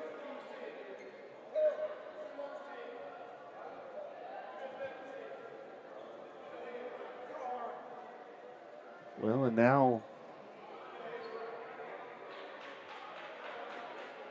another discussion leading to a substitution. Checking in is Karma Bryant for Bethel. Inbound goes to Bullock. And Johnson and Bullock playing catch. They had Williams wide open down on the other end for a moment. That avenue is closed, and Greensboro forces a turnover. Bryant turns it over at the free throw line. Here comes Kinsley Stewart. One side all the way to the other. Shot's no good. Kerry Carr, offensive putback, also no good. Goes out of bounds. And it will be Mary Baldwin ball. 7:57 to go, and again, Greensboro shifts.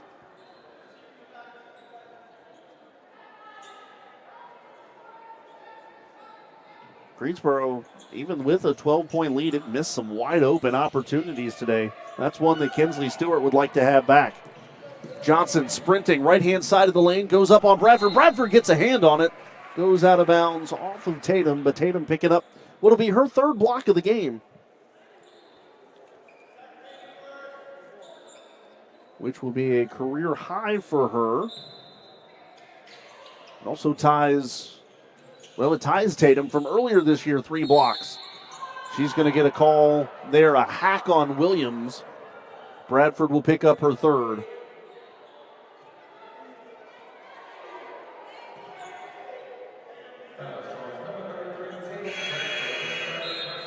.746 to play. And Greensboro has committed 3 fouls this quarter compared to none for Mary Baldwin. Inbounds up to Johnson. Slings it over to Bethel, now to Bullock. Bullock back up top to Bethel, now to Johnson. Continuing to pass around the perimeter are the Fighting Squirrels. Pick there from Bryant. Now out to Bethel, 3. Give it to her. Laney Bethel hits her second tray of the game. Greensboro's lead is 9. Here's Bradford. Bradford spin move. Sends it out to Ruano. Ruano picks up her dribble, needs help. High pass to Phelps. Phelps shot in the lane, no good, just off to the right. And Bryant with it. Bryant to Johnson. That pass tipped by Bradford, goes to Bradford. The lob up ahead to Lakey. Nobody home, and Camden Lakey with the lay-in, 65-54. Great defense from Bradford, and Lakey takes advantage. Here come the Fighting Squirrels the other way, waiting to get Bradford in the air was Bryant. Shot no good. Put back from Williams, no good. Loose ball goes to Bryant again. Shot still no good. There's a foul underneath the basket. It's going to be Lakey picking up the foul on Williams. Camden Lakey's second personal foul.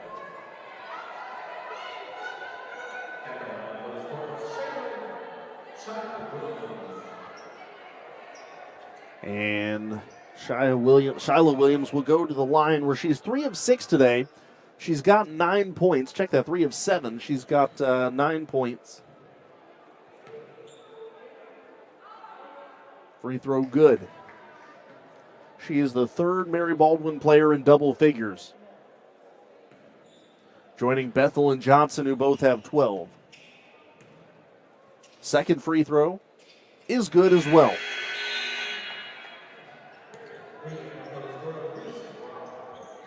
Again, a single-digit lead for the Pride.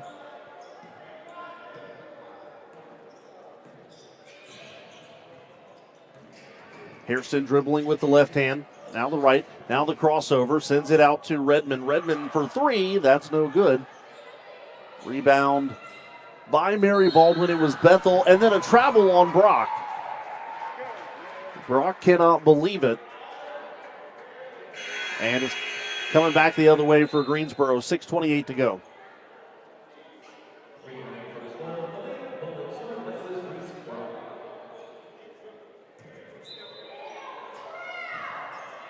Hairston to inbound. Got Stewart up deep, tipped by Bryant. Stewart, though, will go in and pull up left side of the lane, banks it home. Kinsley Stewart joins the double-digit club. She's got 11. Coincidentally, that is also the margin of the lead for the Pride, although Williams now trying to drive in the lane, gets around Irvin. Tough shot, no good. Trying to follow up with her own miss, but Irvin will wrestle it away. Jinx has a double-double. Hairston. Layup too strong. Carr with the rebound. Turns, flings it up and good. Carrie Carr. Tough put back there for Carr. And that will take us to our bonus timeout. 5:58 to go with Greensboro on top. 69-56 on the Greensboro College Sports Network. Greensboro College.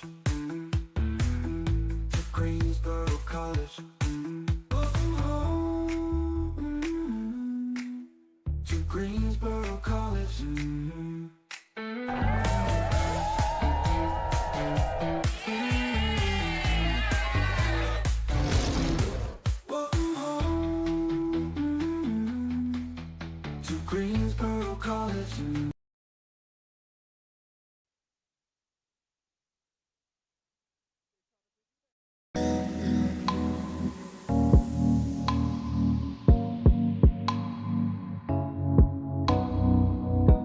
5:58 to go. Greensboro with a 69-56 lead over Mary Baldwin in the first of 2 meetings these 2 teams will have over the next 8 or 9 days.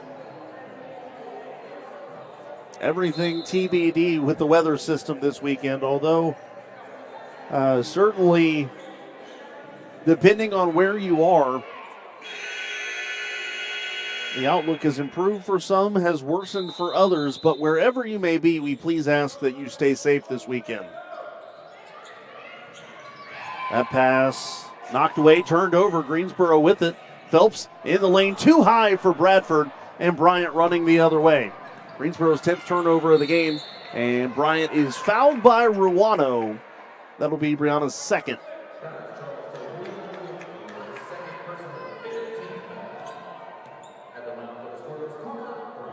So Bryant to the line where she's 2 for 5.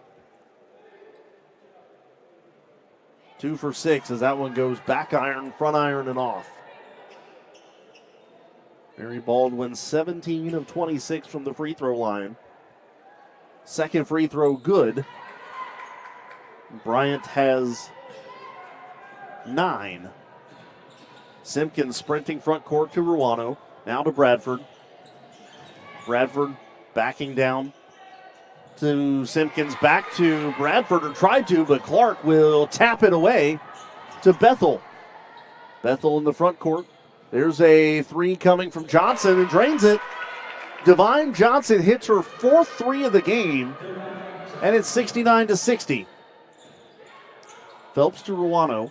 Ruano tries to answer. No good. Soaring for the board is Bethel.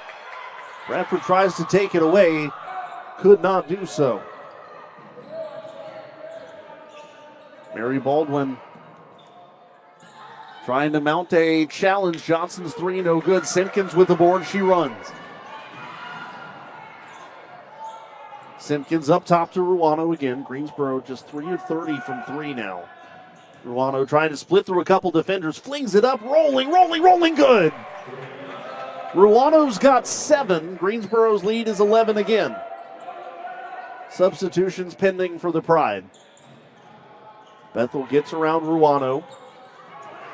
Now trying to drive right through the middle of the lane. Tries to get around Bradford. Shot no good. Clark's shot. That's blocked by Bradford. Bradford the heave up ahead to Lakey again. Camden Lakey slips in behind the defense and lays it home. Lakey's got 6. Greensboro's lead balloons to 13. Tied for their largest lead of the game. Bullock to Bryant. Bryant's pass intended for Johnson. Tipped. Goes to Simpkins. To Lakey for 3, too strong, no good. Bradford, though, check that, Ruano with the putback. Ruano, 2 quick buckets there. Greensboro's lead is 15 and a timeout taken.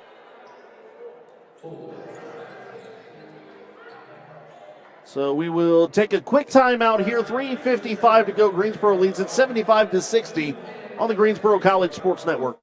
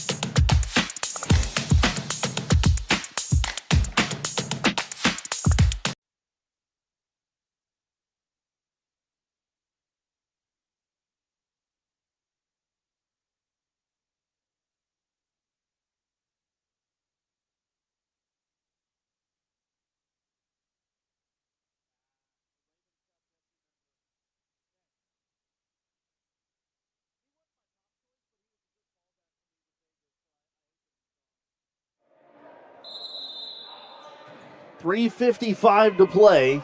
Greensboro's lead is 15. Long feed up ahead. Bullock to Clark. Clark waits on Irvin to go by. Shot's no good. Jenks comes down with the board. Greensboro with it now. Redmond to Irvin. Irvin already with the double-double. Lost the handle for a moment. Picks up the dribble. Up top to Hairston. Hairston had an open 3. Passed it up. Now backs off.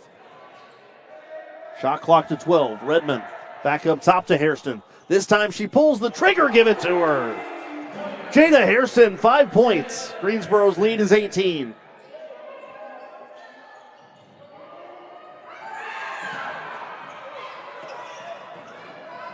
Clark picks up the dribble. Bounce pass between a couple defenders. The floater there by Bullock. Nice. 78-62. 3 minutes to go. Hairston lost the handle for a moment. She's picked up her dribble, needs help. Irvin comes back to her, throws it down to Redmond. Redmond backs up in the right wing, gives it to Stewart now. Kinsley Stewart thought about a deep 3, decided better of it. Steps inside the arc, now back out, now back in. Spin move in the lane, and Kinsley flings it up left-hand side, right-hand side, shot no good. Loose ball goes to Bryant. Bryant racing around a couple defenders, shots no good. Rebound out of bounds, hit by Redmond. If Carr had seen it, might have been a chance to save it for the Pride, but it'll be Mary Baldwin ball in the corner. 2:31 to, actually, no, it'll be Greensboro ball in the corner. So, well, good thing the Carr didn't see it then.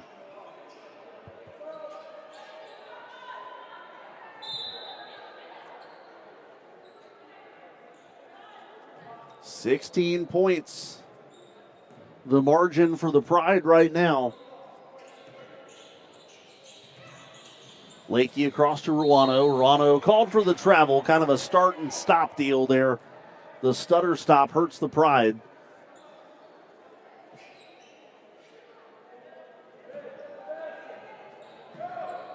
Sprinting up ahead, Bullock left-hand side of the lane. She'll lay it in, 78-64.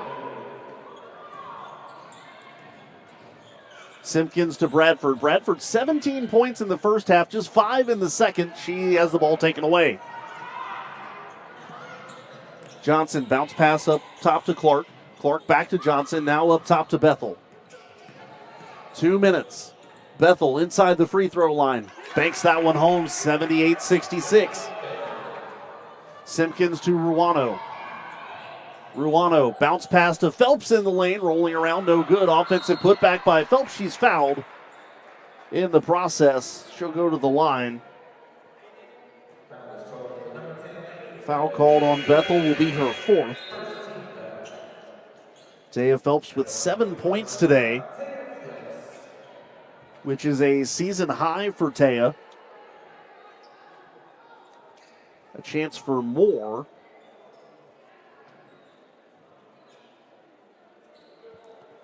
And this is just the 3rd free throw attempted by Taya this year. She's 1 out of 2.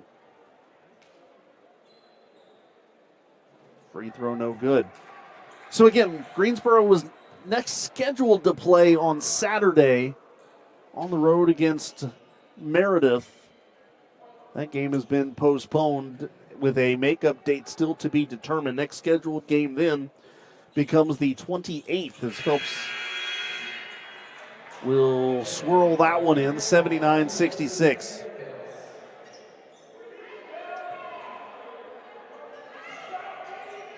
So the 28th at Mary Baldwin, the next scheduled game. The long heave tipped out of bounds. Stays with Mary Baldwin off of the fingers of Amy Zeichel. Actually, no, be off the fingertips of Jinx Irvin. Zeichel was the intended target of that long inbound. Bounce pass in the corner. Urich has it taken away by Stewart.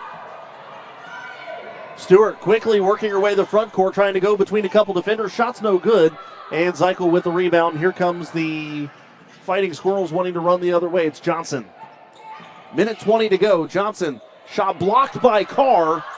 Kicks this one back out. There's a 3 coming from Bethel. In and out, no good. Loose ball goes to Irvin. Gives it quickly to Stewart. 1 minute, 7 seconds. Stewart in the lane. Contested shot, no good. Loose ball tip goes back to Irvin. Irvin with a bouncing in. Jinx Irvin, 81-66, the Greensboro advantage. 58 seconds left on the clock. The feed up ahead to Johnson. Johnson for 3, off the back iron, no. Carr with the rebound, the give to Stewart. 45 seconds left. Stewart looked at the 3, gives it out to Irvin. Greensboro working the perimeter. It's Hairston. Hairston is going to pull up from 3. That's no good off the side iron. 38 seconds remain. Greensboro leads by 15. And there's a loose ball going out of bounds. Stays with Mary Baldwin. Sandwiched between Carr and Stewart. Bradford comes in. One last chance for a new career high for Tatum. Needs 1 point to tie it.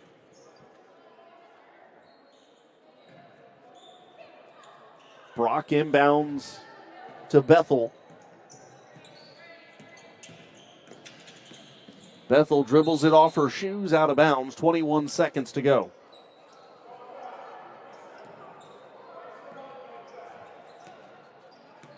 Simpkins working up into the front court. And I think Coach Fernandez just told Greensboro to slow it down. And they will. Final 10 seconds coming off the clock here. And it was a slow start for the Pride today, but they got it done.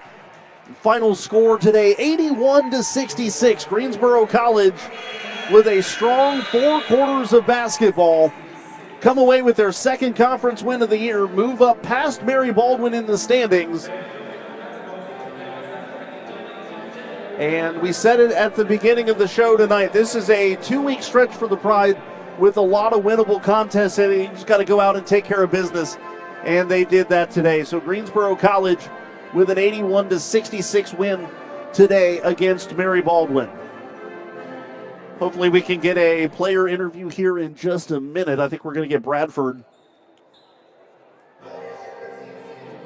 Get a chance to talk to her about her big performance today.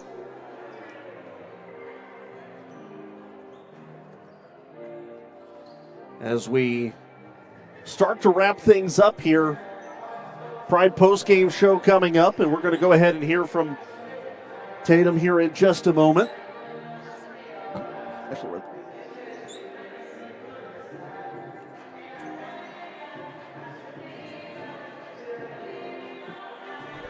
Tatum, can you hear me? Yeah. Perfect. So, we are getting a final look at the updated numbers here. All right, let's go ahead and get this started. I'm here now with Tatum Bradford. Tatum, fantastic performance today. 22 points, 7 rebounds, 3 assists, 2 steals, 4 blocks. You did a little bit of everything tonight. Thank you. Yeah, I had a bad game last home game, so I just try to get out of my head and play harder. Tell me a little bit about that. You shut out in the scoring column against Southern Virginia, and you bounced back in such a big way tonight. Yeah, my shots weren't falling. I knew I had to keep my confidence up. My teammates helped with that, so. Tell me a little bit about what the team's mentality was coming out of that SVU game, but you look ahead, Mary Baldwin a couple times, you've still got Salem. There's some winnable games coming up. What's the mentality like right now? Just play game by game, just 100% every game, just get better in practice, everything like that. Well, Tatum, thank you so much, and congratulations today. Go celebrate with your team. Thank you. Greensboro College, an 81-66 win today against Mary Baldwin. We'll step aside. Pride postgame when we come back on the Greensboro College Sports Network.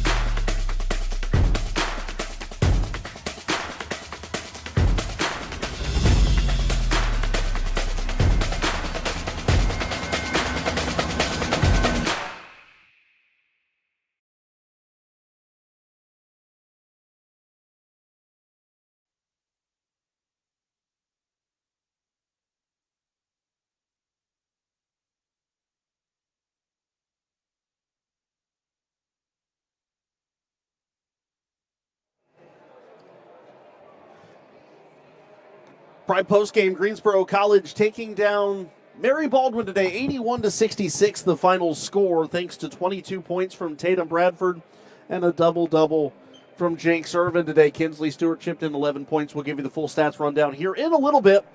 But first, a look at what else is going on in the conference, and that is nothing.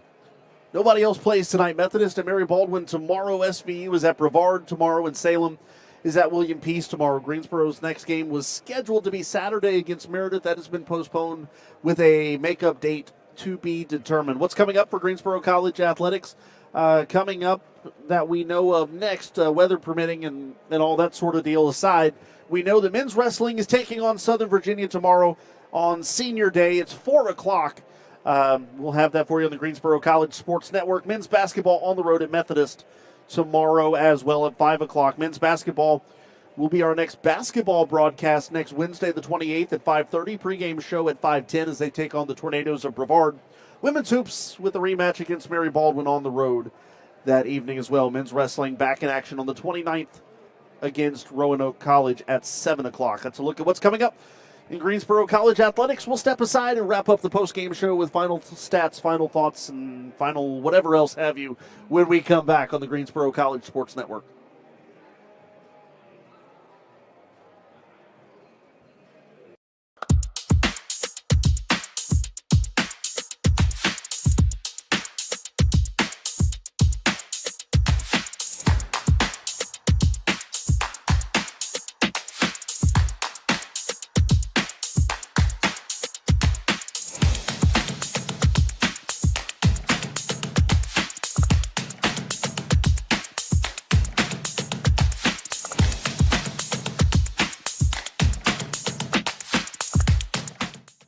Every college athlete has a story to tell, and at Greensboro College, we believe no one is better equipped to tell those stories than the athletes themselves. On the Getting to Know podcast, you'll hear the who, what, when, where, why, and how of each college athlete's journey to Greensboro and how they became a member of the Pride. We talk on and off the field, influences, hobbies, goals, and what it means to be a member of the Pride. It's all on the Getting to Know podcast on Spotify and YouTube. I just really felt like I was a person, and they really cared about you, not only as like an athlete, but, as an individual as well. And so that was one of the things that led me here, honestly. The Getting to Know podcast from Greensboro College Athletics.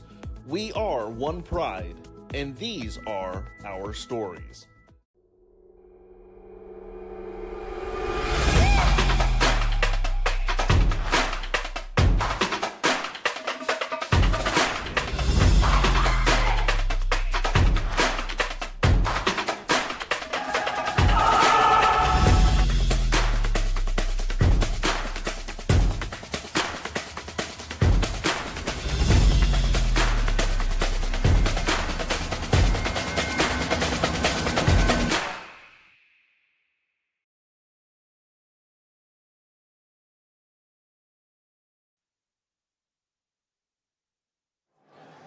Back on the Pride postgame show, one final time, Greensboro College defeating Mary Baldwin 81-66, your final score. Let's take a look now at the final numbers for today. For the Fighting Squirrels, shooting 31% from the floor, 35% from three, and 66% from the free throw line. They get there 27 times. They connected on 18 of those. Individually today, the leading scorer for Mary Baldwin was Divine Johnson with 15 points. Bethel had 14, 9 for Bryant, 8 for Bullock, and 4 each for Urick and Clark, 1 point for Brock. Leading rebounder today was, we skipped Shiloh Williams. Shiloh Williams had a good day, 11 points, and led the team with 12 rebounds, so a double-double for Williams today. Bryant had 7 rebounds. Bethel had 8, 6 for Bullock, 5 for Johnson, 4 for Urick, 3 for Clark, 2 each for Zeichel and Brock. Leading sister today was Bullock with 6. Bethel had 3. Williams with 2 and Johnson with 1. Leader in steals, Bethel with 3, 2 for Clark and 1 each for Williams, Urick, Johnson, and Bryant. Leader in blocks was Johnson with 3. Williams had 1. Comparatively today, Greensboro with the narrowest of margins in the rebound column, 59-58. Greensboro dominated offensively on the boards with 25 offensive rebounds, just 11 for Mary Baldwin, but the Fighting Squirrels made up for it defensively, 47 defensive boards against 34 for the Pride. Cisco 12 per side. Greensboro forced 34 turnovers against Mary Baldwin while committing just 13 themselves. Points off the bench go 51-14 for the Pride. Blocks go 6-4 for Greensboro. Fast break points go 16-15, and steals 22-9, all in favor of the Pride. Points off turnovers 28-17 for Greensboro. Points in the paint 54-30 for the Pride. Second chance points go 22-8. As a team, Greensboro shooting 32% from the floor, putting up 103 shots today, making 33 of them. They struggled once again from three-point range, shooting 4 of 34. That's 11%. That's coming off of a game in which they shot 18% in the second half against Southern Virginia. So three-point shooting woes for the Pride continuing tonight. They shot 11 of 18 from the free throw line, just 61%. Individually, led by Tatum Bradford's 22 points, 11 for Kinsley Stewart, 12 for Jinx Irvin as part of her double-double today. Ruano had 9. Phelps had 8, a season high for her. 6 for Lakey, 5 for Hairston, 4 for Carr, 2 each for Ingram and Redmond. Leading rebounder today, obviously, was Jinx Irvin with her 13. 8 boards for Carrie Carr, another strong day in the paint for her. 7 for Tatum Bradford, 5 each for Stewart and Simpkins. 4 rebounds for Ruano, 3 for Phelps as well as Ingram, 2 for Hairston, 1 each for Ely and Lakey. Leading assister today was Ruano and Bradford, tying with 3 each. 1 each for Redmond, Stewart, Hairston, Simpkins, Irvin, and Lakey. 4 steals for Kinsley Stewart, tied Camden Lakey for the team high. 3 steals for Simpkins, 2 each for Redmond, Carr, Ruano, and 1 each for Hairston, Ingram, and Irvin. 2 steals also for Tatum Bradford. 4 blocks for Bradford down low. Kerry Carr had 2, and it all adds up to an 81-66 lead for for Greensboro. The Pride improved to 5-11 this year, 2-7 in the USA South. Mary Baldwin falls to 3-13, 2-8 in the USA South. So they do flip-flop in the standings, 8th and 7th respectively, with the Pride now a half game ahead. So Mary Baldwin from here. Again, we all know that the weekend's going to be wild, but they have a quick turnaround, and they'll take on Methodist back at home tomorrow. This will be their first matchup. Check that, second matchup with the Monarchs this year. Methodist won earlier this year in Fayetteville, 60-41. Greensboro is off for the foreseeable future with their game against Meredith being postponed to a date to be determined. Their next scheduled game on the road at Mary Baldwin next Wednesday. So we'll certainly see how travel situations align going forward. But again, our next broadcast tomorrow, wrestling senior day, 4 o'clock against Southern Virginia. And we'll have that for you on the Greensboro College Sports Network, and then men's hoops next Wednesday as they're back in Haynes Gym. They had a big win on the road yesterday as well, so shout out to Coach McDuffie for that victory. Big game for Jeremiah Howard, 19 points and 14 boards for the big man. But anyways, that'll get things done here tonight as Coach Fernandez and company get things done. His 10th win as the head coach of Greensboro College women's basketball. And that, I believe, is a wrap. Again, this weekend with questionable weather all up and down the East Coast, we ask you please stay safe, be prepared, do everything you need to do so you're able to tune in next time we've got Greensboro College women's basketball. Or better yet, we hope you can join us here at Haynes Gym, because there is nothing like the Haynes Gym experience. It is small, but it is loud, and so we certainly hope you have a chance to make it out here this year to a game. A big thank you to Jay Sean Ayala, my producer. I was feeling a little bit under the weather today, but he certainly toughed it out, did a great job. As always, our Director of Sports Information, Stephen Weidenhouse, and our game day staff. Again, without them, the production of these games would not be possible, so a big thank you to them. That'll wrap everything up here from Haynes Gym. Greensboro picking up their second conference win of the year, one that could loom large when it comes to postseason seedings here in a couple of weeks. Final score one last time, Greensboro 81 and Mary Baldwin 66. I'm Kendrick Fruits, wishing you a green and white good night. This has been a presentation of Greensboro College women's basketball on the Greensboro College Sports Network.